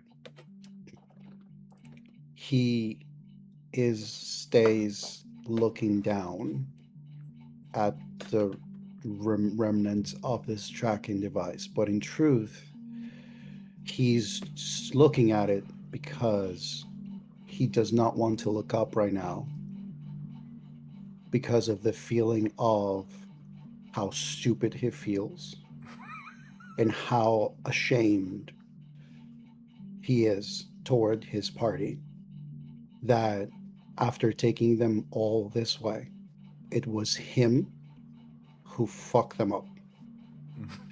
And so he doesn't say anything else. He just says very quietly in a very different tone for the newcomer, say your piece and be quick. And you can tell in this tone that this is the demeanor of this individual has shifted entirely. And the rifle is low, but somehow you feel there is more danger emanating from this individual in this position that it was before when the rifle was on you. All right, I'll get to the point. I was under the impression you had bargained for my services, erase all of your data from Imperial computers, yes? Former ISB agent Kilbolt sent a unarmed operative in the field to wipe data from Imperial records. Well, a little bit more complicated than that on the how part, but yes. I say it again. How much field experience have you had, Agent? I fear I might have hit Killball a bit too hard. Not a lot outside the computer, but behind a computer, quite immense. I love her already. Can I try to use my sensibility if it goes off? Absolutely. Go ahead and let's take a peek at what that's gonna look like. I would also like to use my sense. This is great. I love this for me. I think generally, Kesh, in this moment, hearing Dove, seeing what I was doing, just actually face palms. Like, legit, like, are you Also- kidding me? Point of note, as these roles and conversations are going on, Dove's going to look around Okay. and take note of how exposed we are and ask, is there somewhere we can get a bit more undercover? Yeah, you guys are Because if very we much could see her, out in the valley if we right could now. see her, they can see us. Yeah. You guys are in an open valley right now, heading toward. You took a slight detour to get intercept this individual, but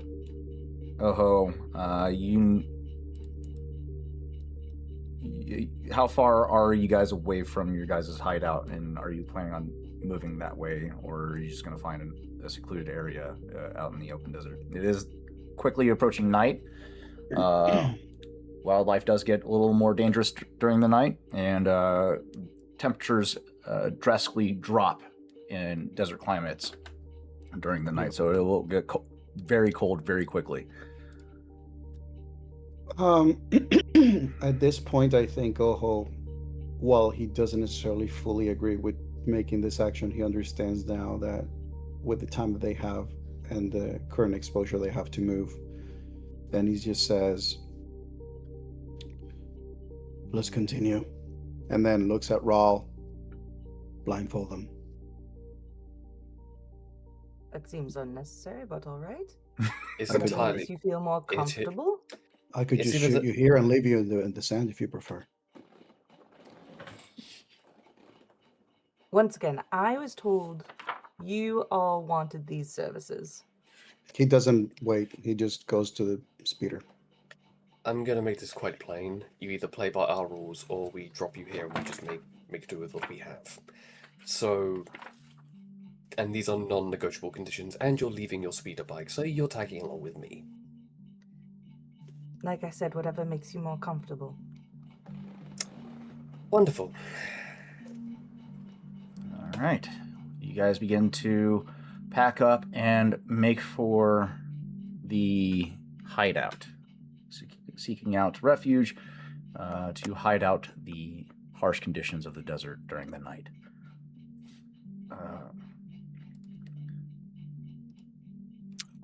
I would like to note that I am hopping on the newcomer speeder bike and remote piloting mine to the hideout. Ooh. Okay. Fancy. Who is Slice riding with? Cash, got That'd be it. me. Yep. Okay, you guys make for the hideout. Slice blindfolded, and another hour or so into travel, you guys finally reach another checkpoint, to which the brothers halt the convoy and do another preliminary check before getting confirmation that the space is secluded and not inhabited by another interested party. You guys maneuver inside, and that is where we'll go to break. Thank you, all you wonderful 2B Dicers. Don't go anywhere. We're going to take a quick 5-minute break to get resituated, hydrate, and snacky poos, all the goodies. We'll be back in a short few minutes. We'll see you shortly.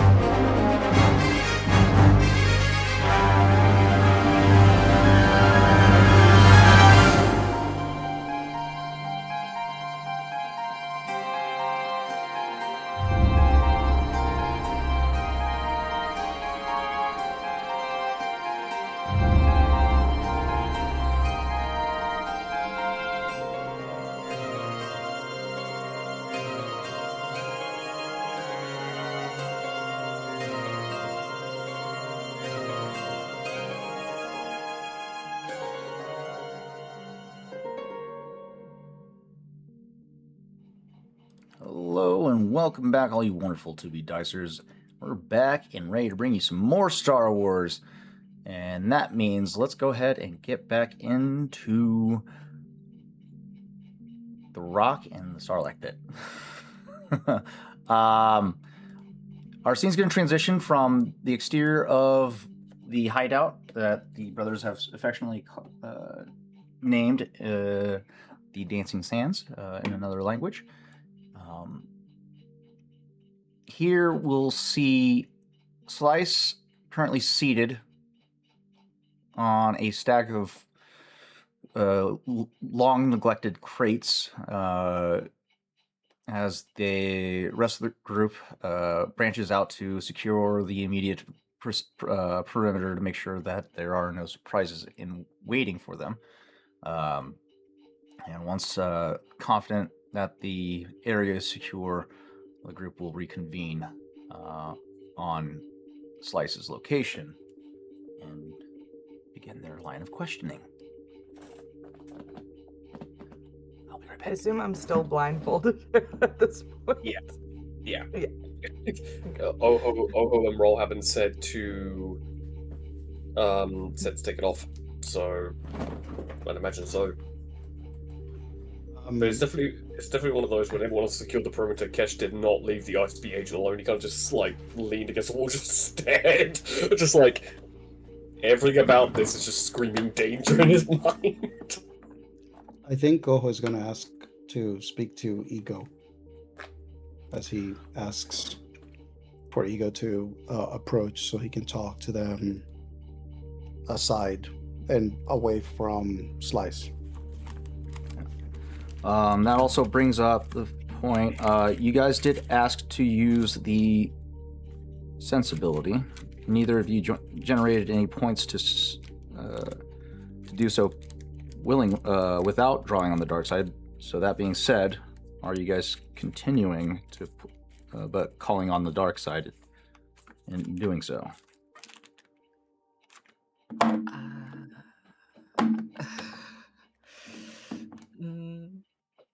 Oh, of course, Rawl is.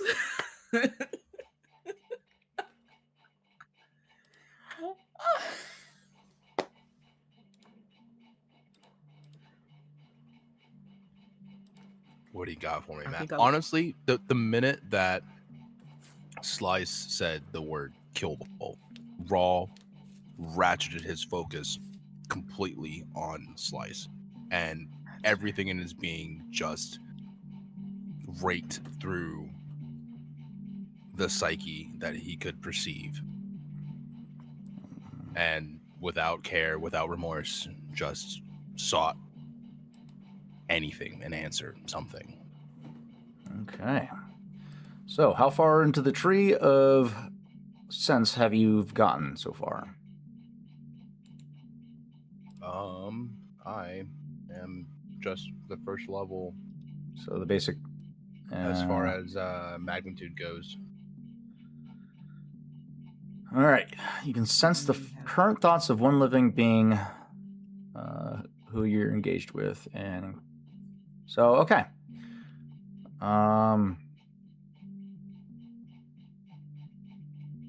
You spend points to sense all living things within a short range, or you can spend this point to sense the current thoughts of one living target.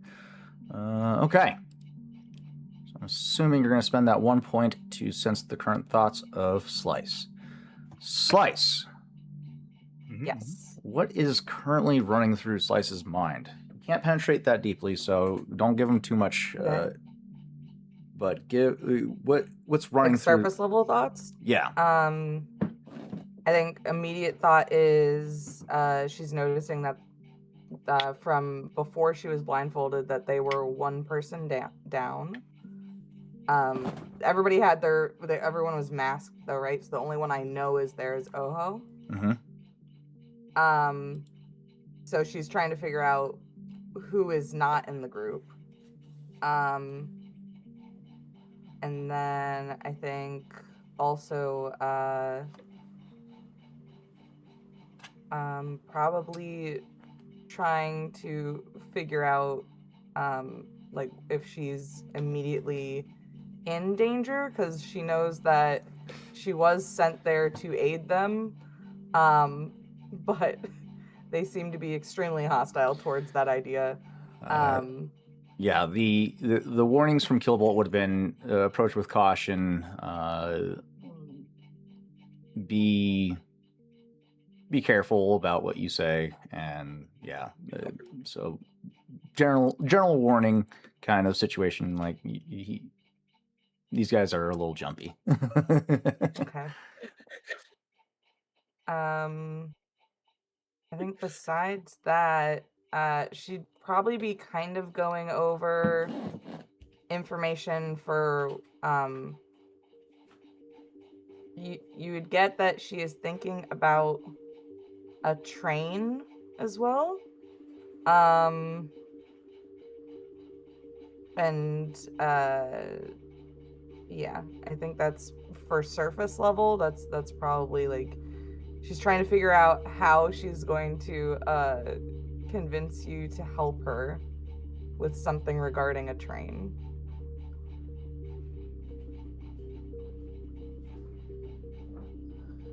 All right, with that roll, you do take a point of conflict in doing in calling him to the dark side. So go ahead and mark that on your character sheet. I will say there is definitely nothing in her that means anyone here harm.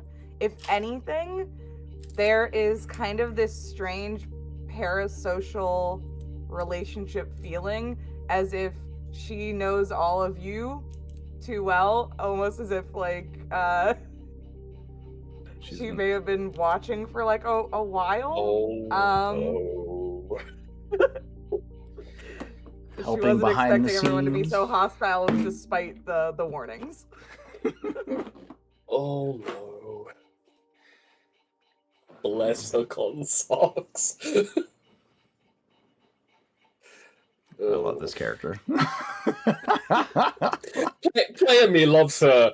Character me is cautious and jumpy. If you watch people through a screen all the time, like at some point you kind of feel like connected to them in some way. I can't relate. I don't use screens. friends. It's fine.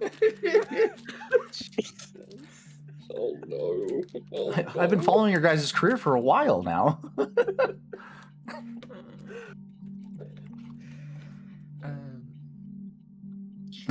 Okay. Ego will go, and if Oho's asking him to come somewhere, he will go. He takes you to the side of within the space. I mean, this is a very it's built within the mountain, so there's like areas that are divided literally by rock formation that it was just like hollowed sections and such.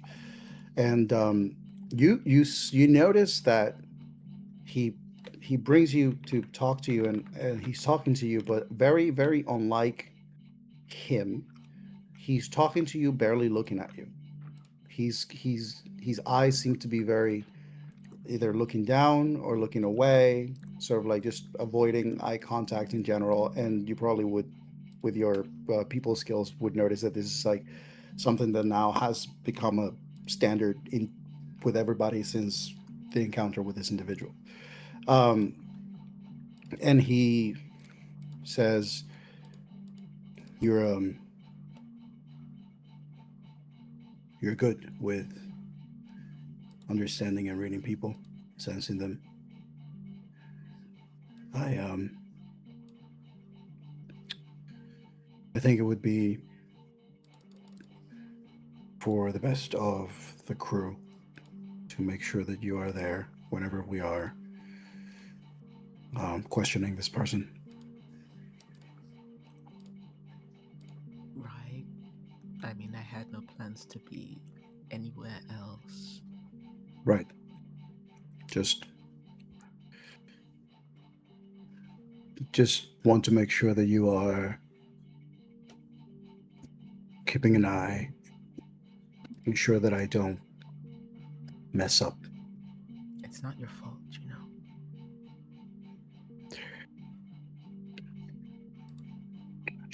Shall we? Poor guy. And I think, like, if at any point you do glance up, Ego's entire body language is just asking if you are okay, but he doesn't say it because he knows that's not what you necessarily want at this moment. And so he just says, sure, let's see what she has to say.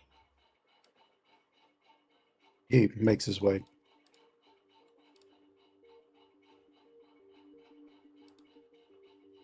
Ego follows after. Kesh is just staring at Slice and just eventually just says, "So you know us." I do.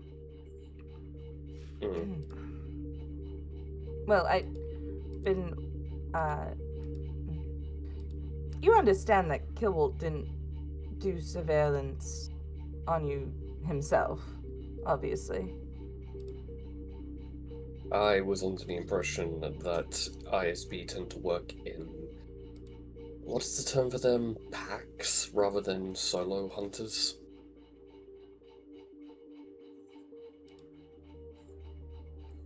Well, I was under the impression that you knew everything he had been up to this point. Obviously, it wasn't as public.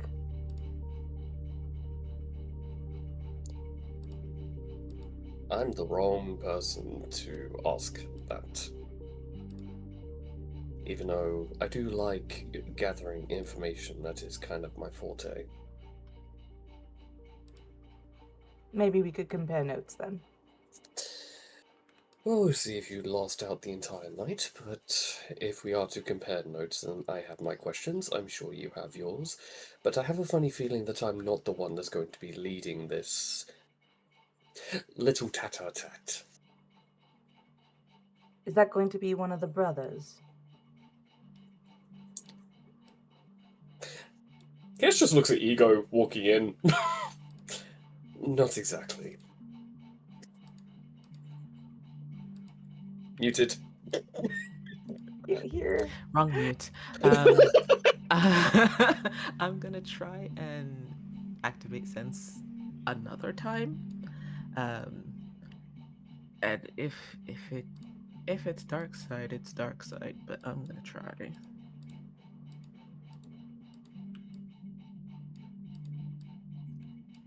I'm using it. Oh boy. What's that gonna look like? You made Oho sad. Oh no! But I didn't. My boss did. I think it's more the fact that you're the closest target. Sure. I That makes sense. think that's. Shoot the messenger. All right. Oh Don't man. worry, I won't shoot you. I don't have a gun. Okay, so That you sounded so menacing. I do. you call on the dark side in this moment, Ego. So in the you take the strain. You have to flip a dark side token or a light side token and do so, and then a point of conflict. Then, can you explain to me what that looks like for Ego in that moment when he decides to utilize emotion to fuel his fuel this drive? What emotion is powering this moment? Ego has, since we encountered Slice, been in his way very much still trying to mediate and keep things calm in the way that he does. And I think it's the interaction with Oho where he looked for this moment in a way that Ego hasn't seen him be somewhat defeated. Mm-hmm. and there's just like a helplessness that comes over him, and he has felt so helpless since they've been on the run that it just gives way to frustration and then anger. And I think it's the anger that pushes forward in this moment.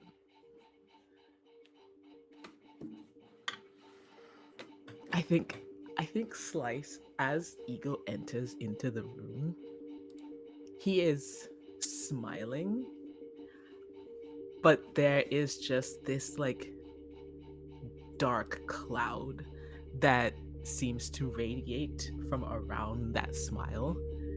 It's the smile of someone who is going to prove himself useful in this moment, no matter what the cost. Wait, am I still blindfolded? I'm pretty sure you could feel it the minute Ego can walked feel- in the You room. can yeah, probably I can feel feel it. that. You can feel it. Feel the aura. I But think no. blindfolded, that's terrifying. That's I- so much I think- worse. Honestly, the way that I think this happens is you feel that, and as you feel that, Ojo is pulling the blindfold, and you welcome that image of Ego Good, I hate with it. that Okay, smile and continue. that cloud. Jesus Christ! and I feel like I think also just to cover bases, Ojo will probably have approached Dove as well, and sort of spoken to them. We might be in need of looking at alternatives if we need to get out of here. Can I trust that you may be able to offer some suggestions?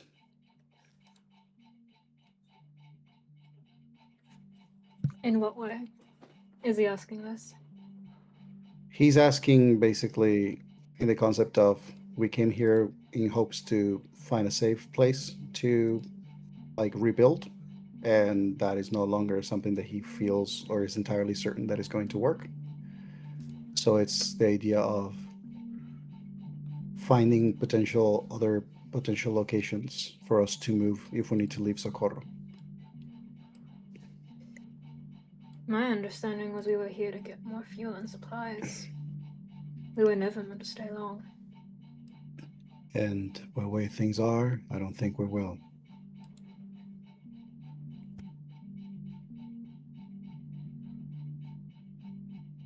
Just whatever you can.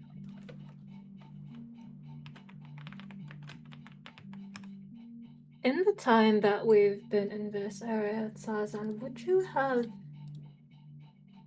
allowed me to have time to, with my holographic disguise matrix, observe Splice as well as one of the tribespeople long enough to have him in the matrix's system? Question is, how long does it take to record? It doesn't image? say. It just says, can effectively impersonate the visual appearance of whoever the device has previously recorded. Doesn't say how long.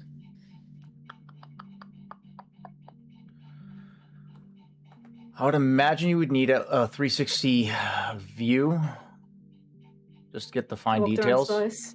You did walk around Slice, so you would have. You could have a perfect image rendered of Slice.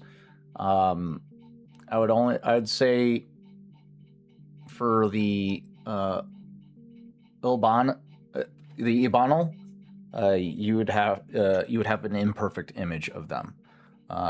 Only That's probably front side, and that's it. They walked away from us for. That is true. They did turn away from you guys.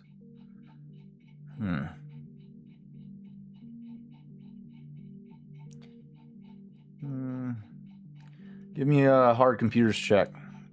See if you're able to get perfect details of both parties.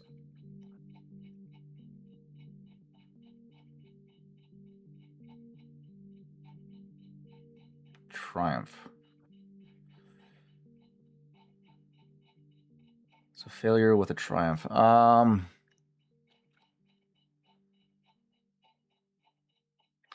I'll give you this. You can choose one or the other. I'll choose one of the locals. All right. You have a perfect image of the local, of the Albano that you encountered. If it comes to it and only one person is able to make the trade, we can do that and the risk can lie low. Less sacrifice, less risk. You see Oho also seemingly not looking directly at you. Here's you give the information. Just a few slight nods. Very well.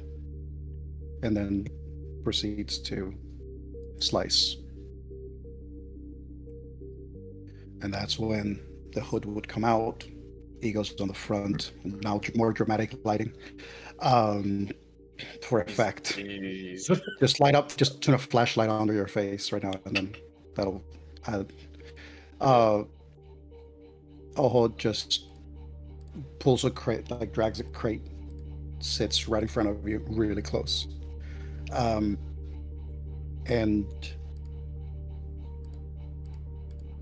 so you're supposed to make us disappear? Is that it? Digitally, yes. Not physically. Explain to me why is it necessary for you to be here for that? Well, do you have any hacking ability? Wait, no, not one of you does, right? Not the point. So, to do a job of that level, even I require more advanced technology. There is a train, a 20T rail crawler conveyex transport that has a clean sweep data spike aboard. We would need that for me to do the proper things to make that happen. How long have you been working with Guild? For that information, My entire yeah. How old is Slice right now? She's probably like early 30s. Yeah. So I would say probably been working Original close Academy, so to 20 years with each other.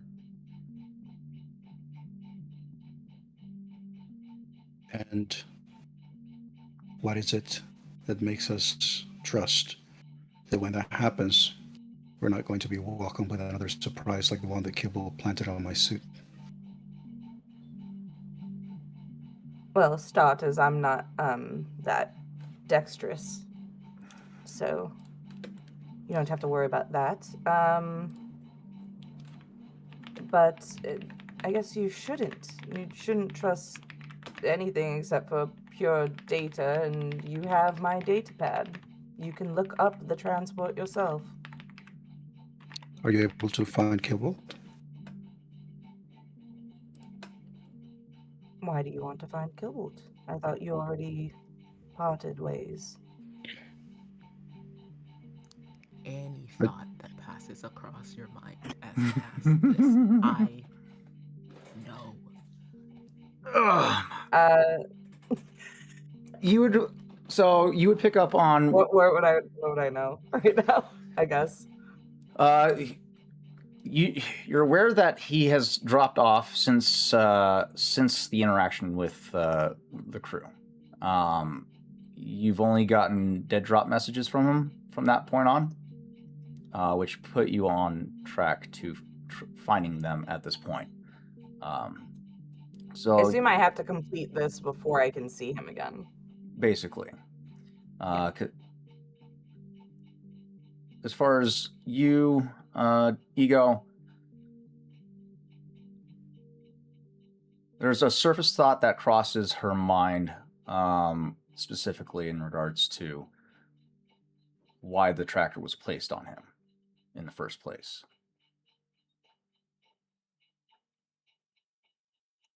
The tracker was placed in case you guys did kill Kibble.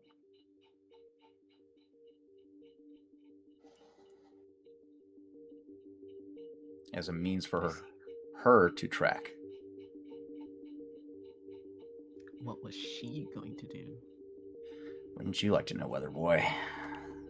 The opposite I of what's do. going to help us do. But that would be How did you- the immediate surface thought was that tracker was there as insurance. How did you manage to get away from the Imperial Bureau? They don't normally let data agents walk around in the field. Not without clearance, license, armed escort, and a firearm. Well, I'm a bit out of a job, as it were.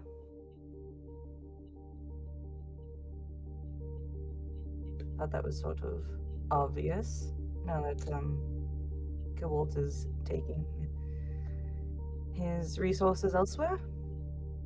And if you recall, during you mean him your guys' initial interrogation of Killbolt, he mentioned an outside party was assisting in your guys' escape of the Watchful Eye. So you betrayed the ISB because your mentor was betrayed?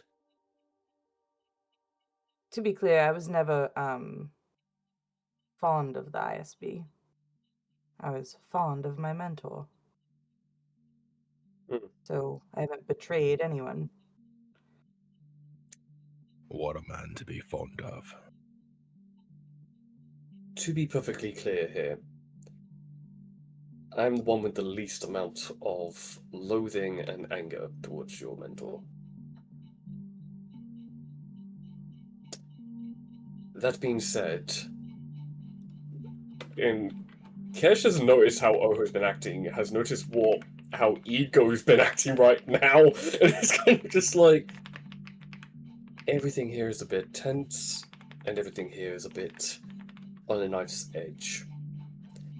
But, whatever comes up your datapad, whether it is true or not, may determine your fate tonight.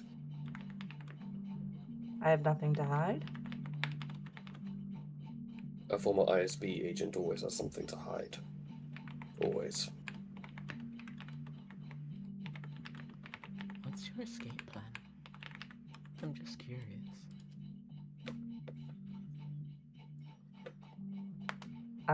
She is going to look at Ego and essentially say, I don't have one. And if you're still reading her mind, completely true. I wasn't coming here to escape. I was coming here to do a job. Oh, But no, I meant when you're finished your job. We have no ties to you. As far as I know, no one here really enjoys the presence of Killbolt, even less so now, unfortunately. So I was just wondering what your escape plan was after the fact. 1 second.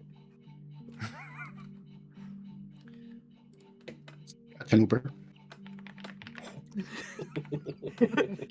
I have to look at the things on the convoy real quick.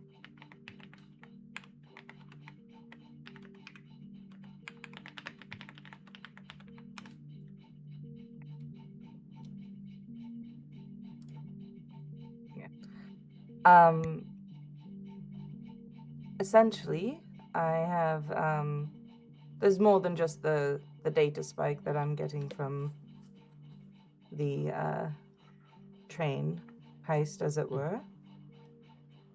There are things on there that can help me get off world. What does Killbolt want out of it? I was under the impression you had bargained for this.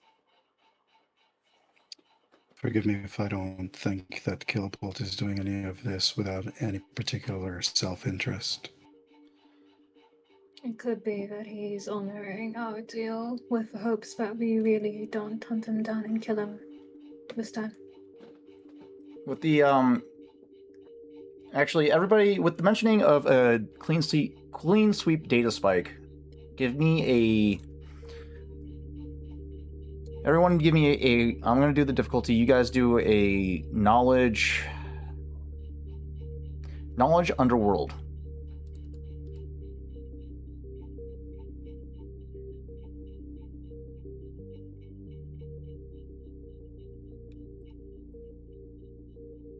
Sheesh. Good grief, does it? Every time I roll. It's a balls. I just realised I had something I could have helped both Oho and Dove. I've got good cop, so I could have immediately given. I would need advantage. It's a school thing of like I could have added my advantages to a charm and negotiation check to upgrade a talent. Dang it! Fuck. I mean, you rolled enough advantages to give somebody a boost die if you want to give that to somebody. I have 1 proficiency in Underworld, and I've got 4 upgrades in intelligence. So I've got 3 ability and 1 proficiency. Did anyone succeed? No one succeeded yet. Was anyone close to succeeding? That would be Give it to Rawl. Kish. Rawl is the closest have- one to succeeding. He just I needs haven't rolled yet. I assume give me it to- rolling this does not matter because I'll give it to. You I'll give have. it to Wall. Wait, hold on. Cash, you have 3 ability die and 1 proficiency. Yeah, because I've got 4 intelligence. So Cash would be the closest one to succeeding this check if it has the highest chance of succeeding this check. Okay, I'll give it to Kesh. So Cash, you get a just one boost point. die. Just 1 boost light. Also, with my understanding of the Rebel Alliance cell, would I be aware of certain, like... This has nothing to do with the Intic- Rebel Alliance. This is a very rare. Crimson Dawn, perhaps? Would contacting the Crimson Dawn have some knowledge of stuff, or is just roll and see what happens? Fair. I have 4 advantages. Can I give them 2 boost die? Sure. I mean, I'll take it. Succeed. Hope. Nope. Damn. How do you have that many My dice di- and roll that shit?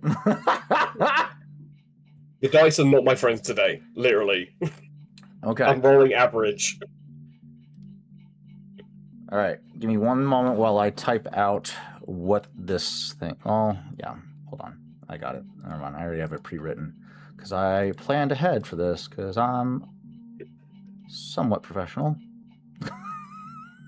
Nah. Very professional. Please hold. Your Imperial inquiry is important to us. All right, here it is. So because you see, Slice, you see as these guys are pondering what they could possibly benefit from working with you and Killbolt on this, and you're like, I need to help them understand what the importance is of this device. So I sent you the details of it. You can extrapolate as you please. Gotcha. If you just look at my data pad, it will tell you all the necessary information, but a data spike with a virus that is programmable. Hold on, don't mention that last half of the... Okay. Mention it, say it. Okay, got it. Yeah. Think about it. But it has a virus that is programmable to target specific information and wipe it from existence permanently, all routes, all traces. That is what you asked for. That is what I am here to deliver. For you and others. But you're not here to deliver it. We have to go get it first. Should be easy for your skill sets.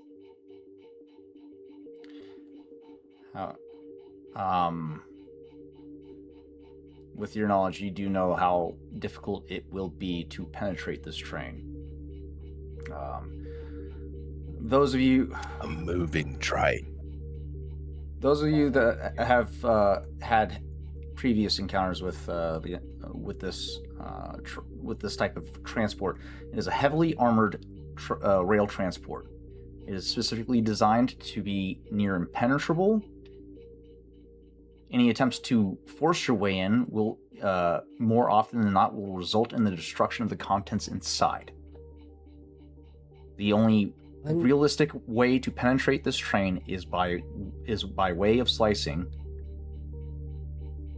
And Killbolt has seemed to have sent somebody with the necessary skills your way to be able to pull off this mission.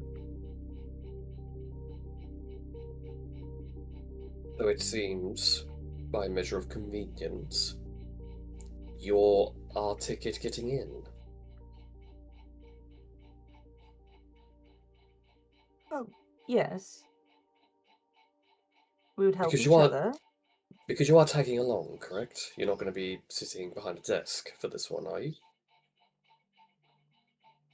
No, I will go with you. I just need help getting aboard. And to the right car. And not killed. And these particular trains, are you aware of which one this is owned by? It's an Yeah, it's Imperial transport. Yeah, assumed. It's an Imperial transport. I had to ask. And would you also say that this particular train, if it has something of that caliber and something for you to get off world, would it potentially have weapons on stock?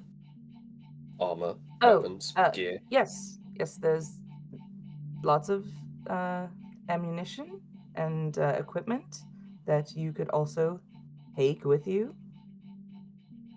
There's many things besides the data spike on the train that are valuable that you could also steal.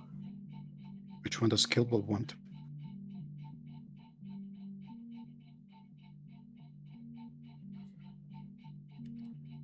Ego, would if you're going to try also- and find that information by peering into her mind, Okay. it is going to be a contested check against her discipline. Okay. So, I'm rolling, guys. Yay. Yes. First First roll! Roll of the Go. season. Yay! No Speed. pressure. Okay, so it's discipline. yes. Rolling? That's why they didn't send her with guns. We are the guns. Exactly. She opens the door, we go in blasting. Did I do it right? Yes, you did. Mhm. That is a Great. good roll, Did it too. Correctly. Yeah. It is. Ooh. I'm gonna use can works I like a add- charm so I can use my presence. Thanks. Can I also use sense advantage to add 2 setback die to that check?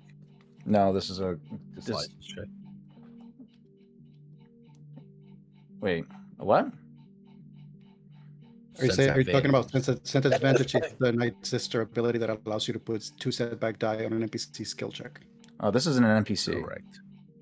This is a So I player can't. character. Okay, very well. Very well. Never mind. Fair. Damn!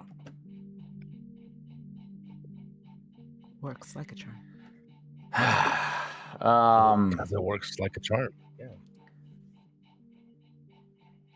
I'm gonna 4 successes, 3 advantages. You get a list of names. Now, those words specifically that run flash through the surface of her mind. But she, whether or not she discloses that, that's up to her.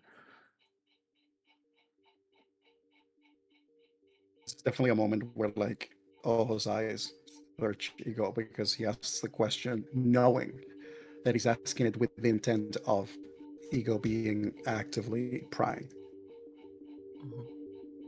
I think because can she tell that her mind is being like looked at right now? Probably not, I assume. Okay, so then answering the question, she's gonna say that there is equipment aboard that Kibbolt would like to use to barter for a position in the resistance, higher ranks. I'll just with a side glance to where you go. There's a small upward twitch in the corner of his lips.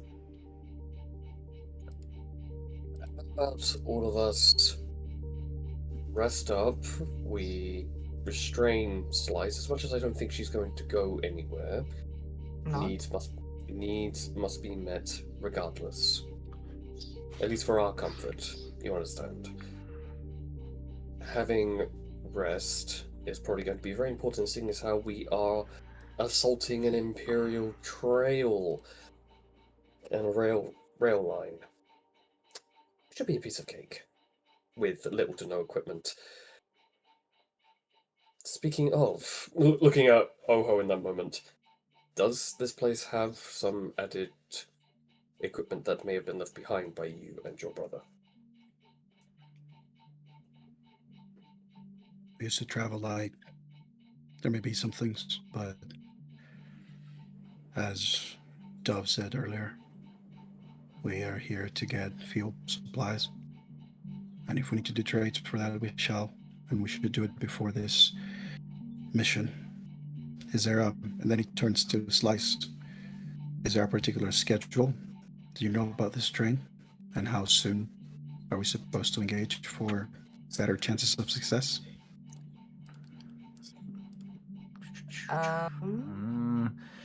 Give me... That's not. I'm like looking at. I'm like, that is not on my dossier. no worries. That's for me. Let's see. You guys are currently on day 29 of month 4. This train is scheduled to be on the move by the 32nd. And then you peer into the data pad that she directed your attention to earlier. The target location is Kathmandu. It's in the same sector that you're currently in. So it's only at most a day or two travel. So you have a little time to gather supplies and equipment prior to this mission, and you don't have to worry about an exaggeratedly long travel time. But you're going to want to get there ahead of time to recon the terrain prior to the mission, so you know what you're hitting. Kathmandu is, for the audience, P11. Let's see, go away. Go back there. P11 right there. Actually, I lied. It's not nearby. You guys are on Socorro. P11 is right. It's an unmarked planet.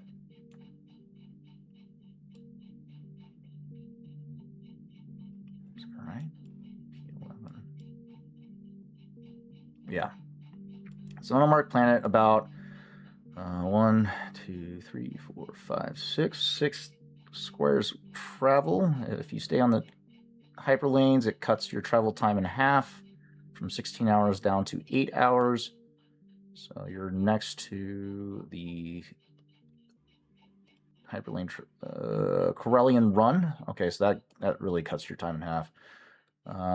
So 8 hours per grid square. 1, 2, 3, 4, 5, 6. So 6 grid squares. That would be 48 hours. So 2 days travel to get to Kathmandu, utilizing the hyperlanes. Initial thoughts when reading more into Kathmandu. I need you to get out of my way. Thank you. Go away. Let me pull that up. Kathmandu. There it is.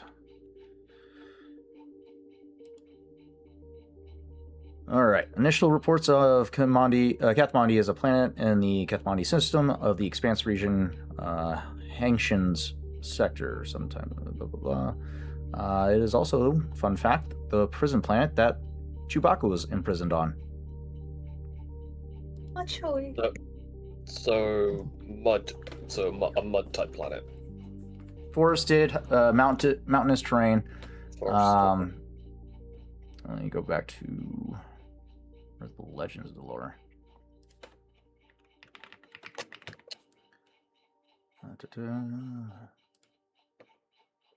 And then yeah, so heavily forested, mountainous terrain. The reason what you thought was muddy was just because of the battlefield that the movie took place on was just a torrential downpour and blowing up earth from the battle. But yeah, it's a pretty heavily forested and mountainous planet. So travel by rail car is the most ideal, as navigating these hazardous terrains by land speeder is just slow and monotonous. So they erected rails to navigate quickly. But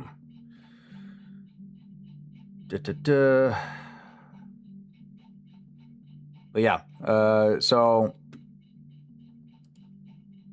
a lot to consider with the information that was gathered from Ego's reconnaissance into the mind of this individual while you guys made your verbal interrogations. How is Slice feeling in this moment? Let's get a little insight into how she's handling this hostile interaction. I think there's very noticeably nervous given how everyone is acting. Even though she had been warned about that, she kind of wasn't fully thinking about how careful she needed to be, I guess. Yeah. But also I think if anyone is watching her, she is sort of taking note of everyone's demeanor and looking for little ticks and social cues. Given the fact that she has watched these people a lot via security cams and things, and pretty much has their history and any digital footprint of their entire lives is memorized. So she's kind of right now cataloging things that maybe she couldn't have noticed in those ways, right? The only things that you would notice by meeting somebody in person. Right. So I think right now she's almost more observing and mentally cataloging. Sounds good. All right. What is everybody's closing out duties for this evening's rest? How do we end the night? After Genuinely, Kesh wants to talk to Slice. Wants to get more information on a more casual basis, because she goes, "Well, I know everything about all of you." It's like, how much do you know about us? kind of moment. His curiosity is piqued, and given how his analytical mind works, it's like she's a prime source of information, but seems very inexperienced in the field. kind of All right. moment. I'm gonna save that interaction for the next episode. Okay. Yeah. Because I still need to brief her on character bios and whatnot. Yeah, my character knows everything. Janelle doesn't. Aside from that, Oz, Victor, and Ren, is there anything else you guys are doing aside from bedding down?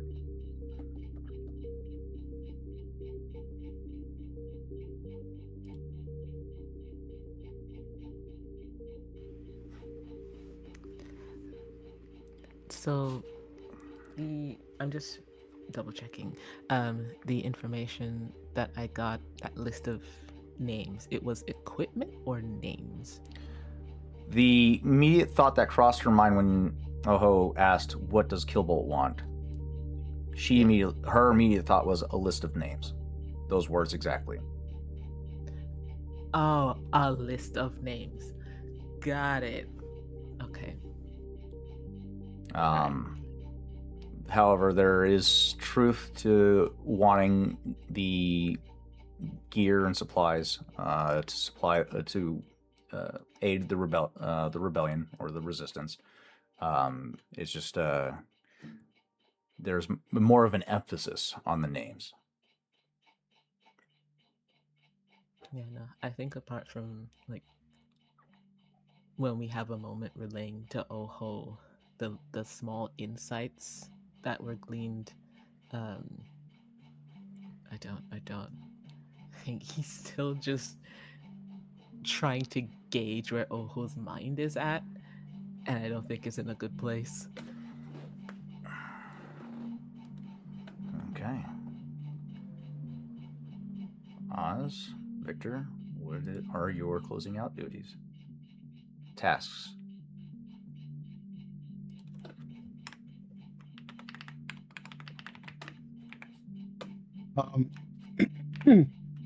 Obviously, I've getting everyone familiar with the base.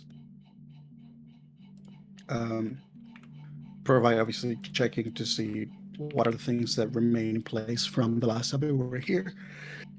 If it seems like there have been other people that have used the space after us, making sure that emergency contingencies like hidden exit, trapdoors, all those things are in place and active, functional.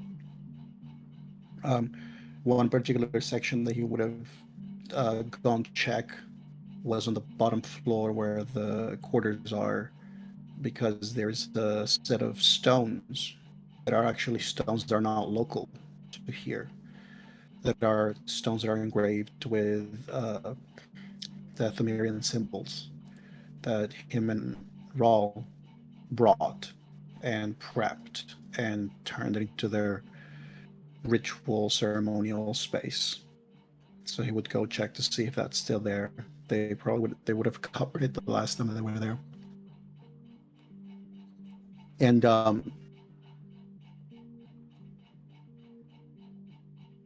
I think that as he decides to take a seat in that space to sort of decompress about the feelings that are flowing through him because of all of the revelation of the tracker being on him and his lack of attention and failure, he cannot help but to once more sense through the force with the seek ability. His mind goes this time not to Eliza, but to Killbolt, as he just attempts to sense Killbolt's direction through the force, just as a way of like, I need to. It's his way of sort of trying to feel that he's able to be even somehow for now, until he can do more. And so, yeah, I can do that roll if you want me to. Yeah, go ahead and make that a force power roll for me.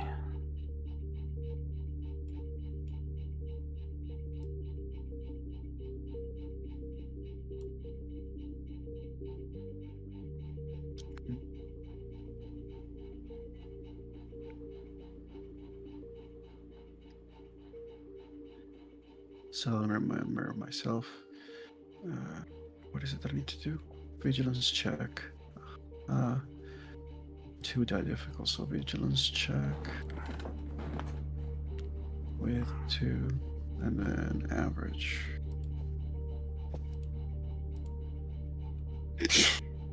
Damn. Nice 3 work. successes and 3 light side. I think I just crashed my map. No, that was me through the force, using the force. I crashed in my bad. Oh, Just no. about. Let's exit out of the game. There we go. Let's try again. Leave that. Go to the library on that one. There it goes. Now it's loading. Whew, I'm warm. Okay, so 3 successes, 2 advantages, 3 light side, for a total of 6 successes and 2 advantages. If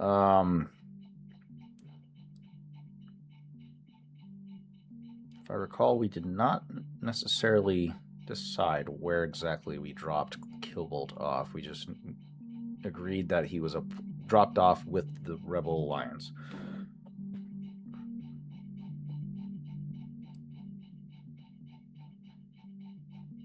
You guys had battled over Nothwin, made the escape from the Watchful Eye in just a singular direction just to get away from them, and made towards Nar Shaddaa, stopping along the way to drop him off.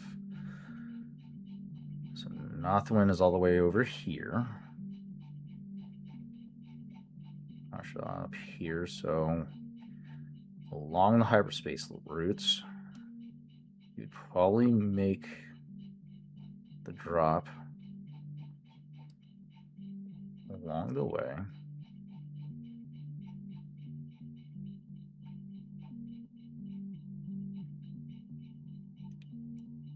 If you wanted a guarantee location of Rebel presence,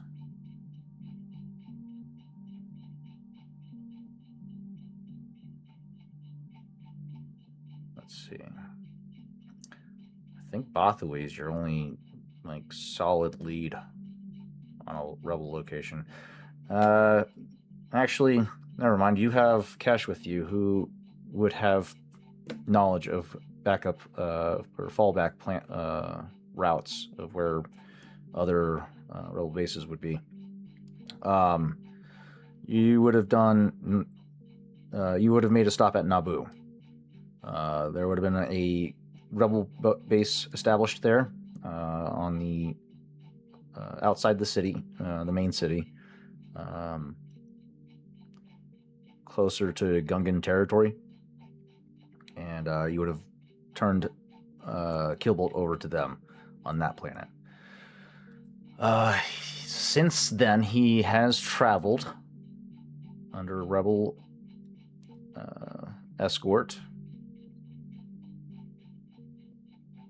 You guys are on Socorro. You would then sense him more coreward than Naboo.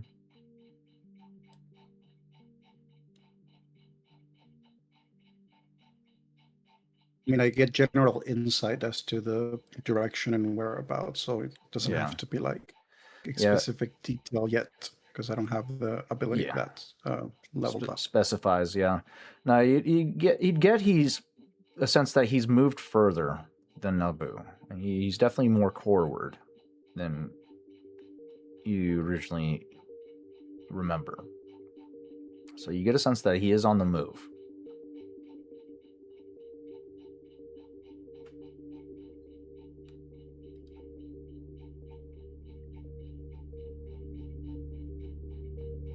Yeah, I don't know. I think that it's just he senses it, he closes his focuses, and he senses the direction that he's in, and he just stands and turns his entire body in the direction that he senses that he is in, and his head tilted, eyes looking forward, is like he's visualizing Killbolt. And it's just that thing of there's a resolve, there's a determination in there of I will not make the same mistake twice. This visualization that you have of him, are you seeing him as you know him with the face visor? I'm seeing him as I saw him when he put the thing on the tracker on me. So his organic face with the cybernetic enhancements, those piercing orange cybernetic eyes locked onto yours, hair slicked back, slender but athletic figure in a prisoner garb.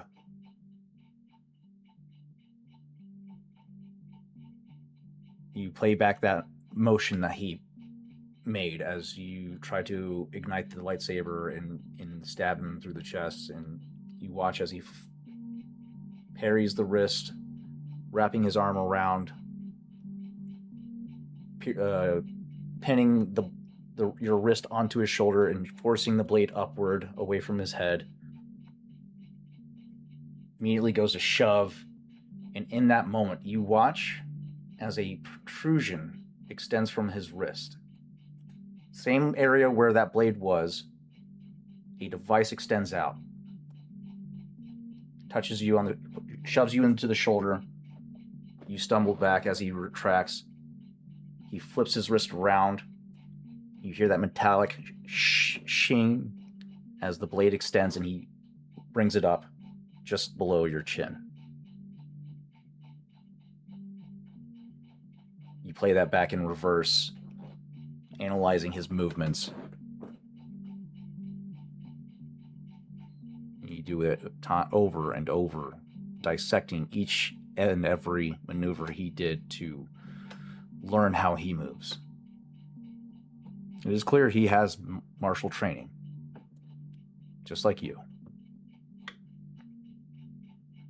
But he has the advantage of being able to hide things within himself because of his cybernetics. That gives him a slight edge.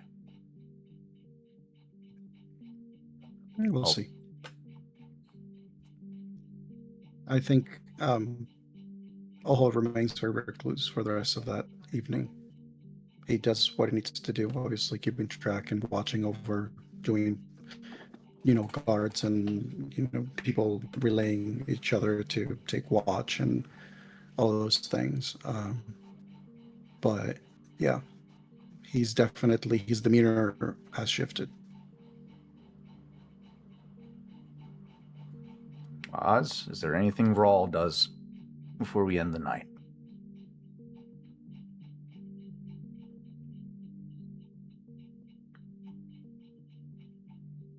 If you're still here with us.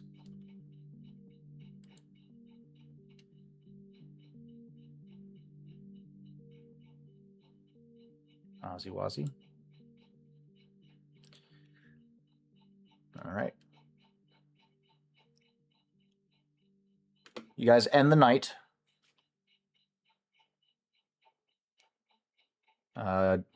Slice, you sleep in a uncomfortable sense as they probably they have you tethered and probably not in the most comfortable position either. But you get rest. Everyone that has suffered wounds, you recover 1 point of wounds naturally, and then any strain that you have suffered, you regain all of.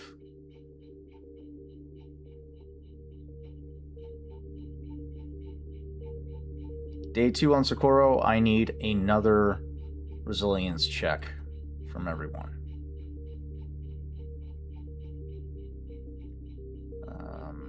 Average difficulty again. The only person that has to do it with any modifications is Dove because of her failed attempt last time. What is this roll for? Resilience, stay acclimated to the plant. If you manage to succeed this time again, you will no longer have to make any further resilience checks. It's just Do people get a boost, considering that we are in the safe house now? I'll resilience. There's Dove's. Okay. She needs 2 setback for the failed last time. Boost or not, my friend. Boost. Not today. Oh, you succeeded. That's good. Yeah. So far, everyone succeeded. That's good. How do you add a boost die? If you hover your mouse over your result, you'll see a drop-down menu pop up, and you can you'll see add plus boost. Okay. You also need to roll 2 purple die. Correct. The bottom left, there is a d20. If you click on that, all the polyhedric die are up at the top, and it's just clicking. Ego, I to sent the you Dove's pool. If you could roll that for me. Sure. There's the boost, and then you just got to add the difficulty to your pool as well, Slice.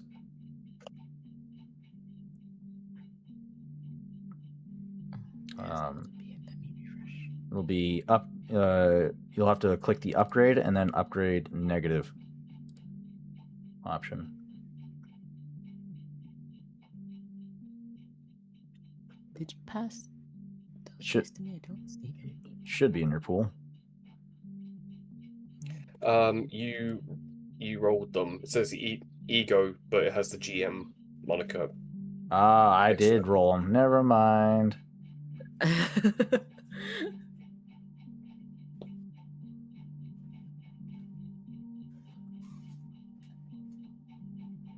Silly me. There's one. Okay, just one more upgrade.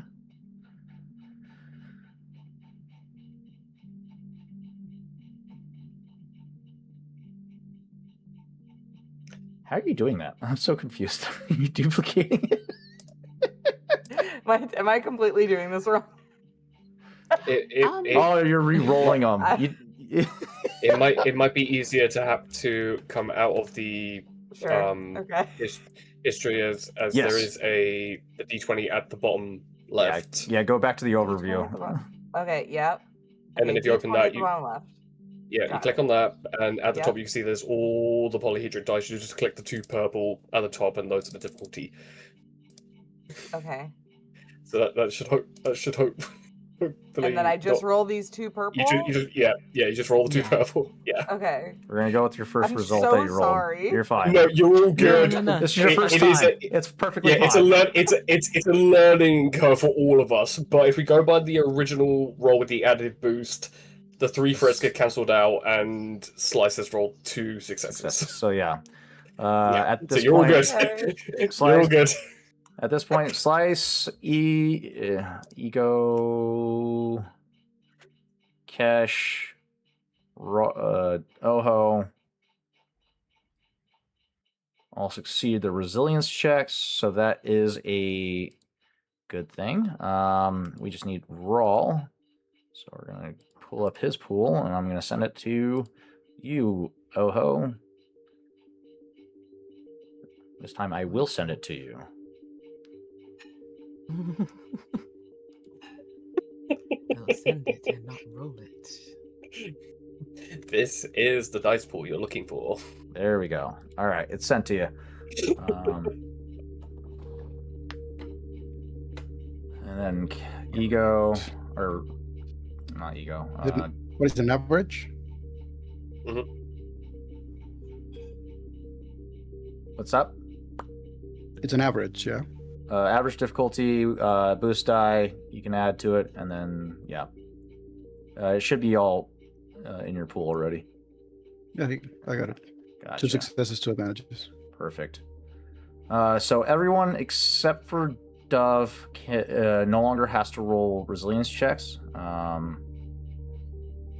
She didn't fail any harder, so she's just taking longer to acclimate than the rest of you. I'm sorry, Dove. I'm not. Don't know why you're struggling so hard to acclimate to this planet. She got too comfortable with the AC in the suit. Yeah. If you let us use the advantages, we can give her boost dice.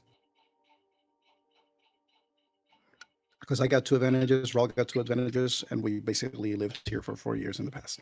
All right. Well, we can do that. Let's go ahead and give her 2 boost die. All right. There's one. There's two.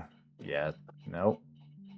She's just The taking... boost die have not been on most Dice people's have sides spoken. today. Yeah. She's determined to stay not acclimated. Oh no.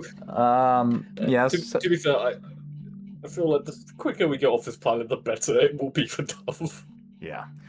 I think the only person that has the hardest time sleeping during this night is going to be Dove. The rest of you find an easy night's rest and wake the following morning.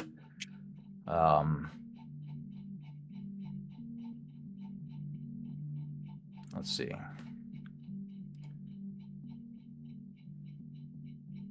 It doesn't take long for the shift in temperature change. During the night, it gets frigidly cold, especially as you guys are trying to restore power to this base. Central heating and cooling is not the most optimized in a rudimentary established base, so you guys make do with what you can in certain areas of this facility. But even still,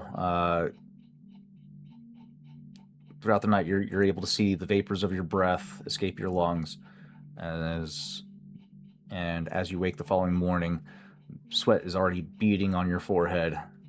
You're perspiring heavily.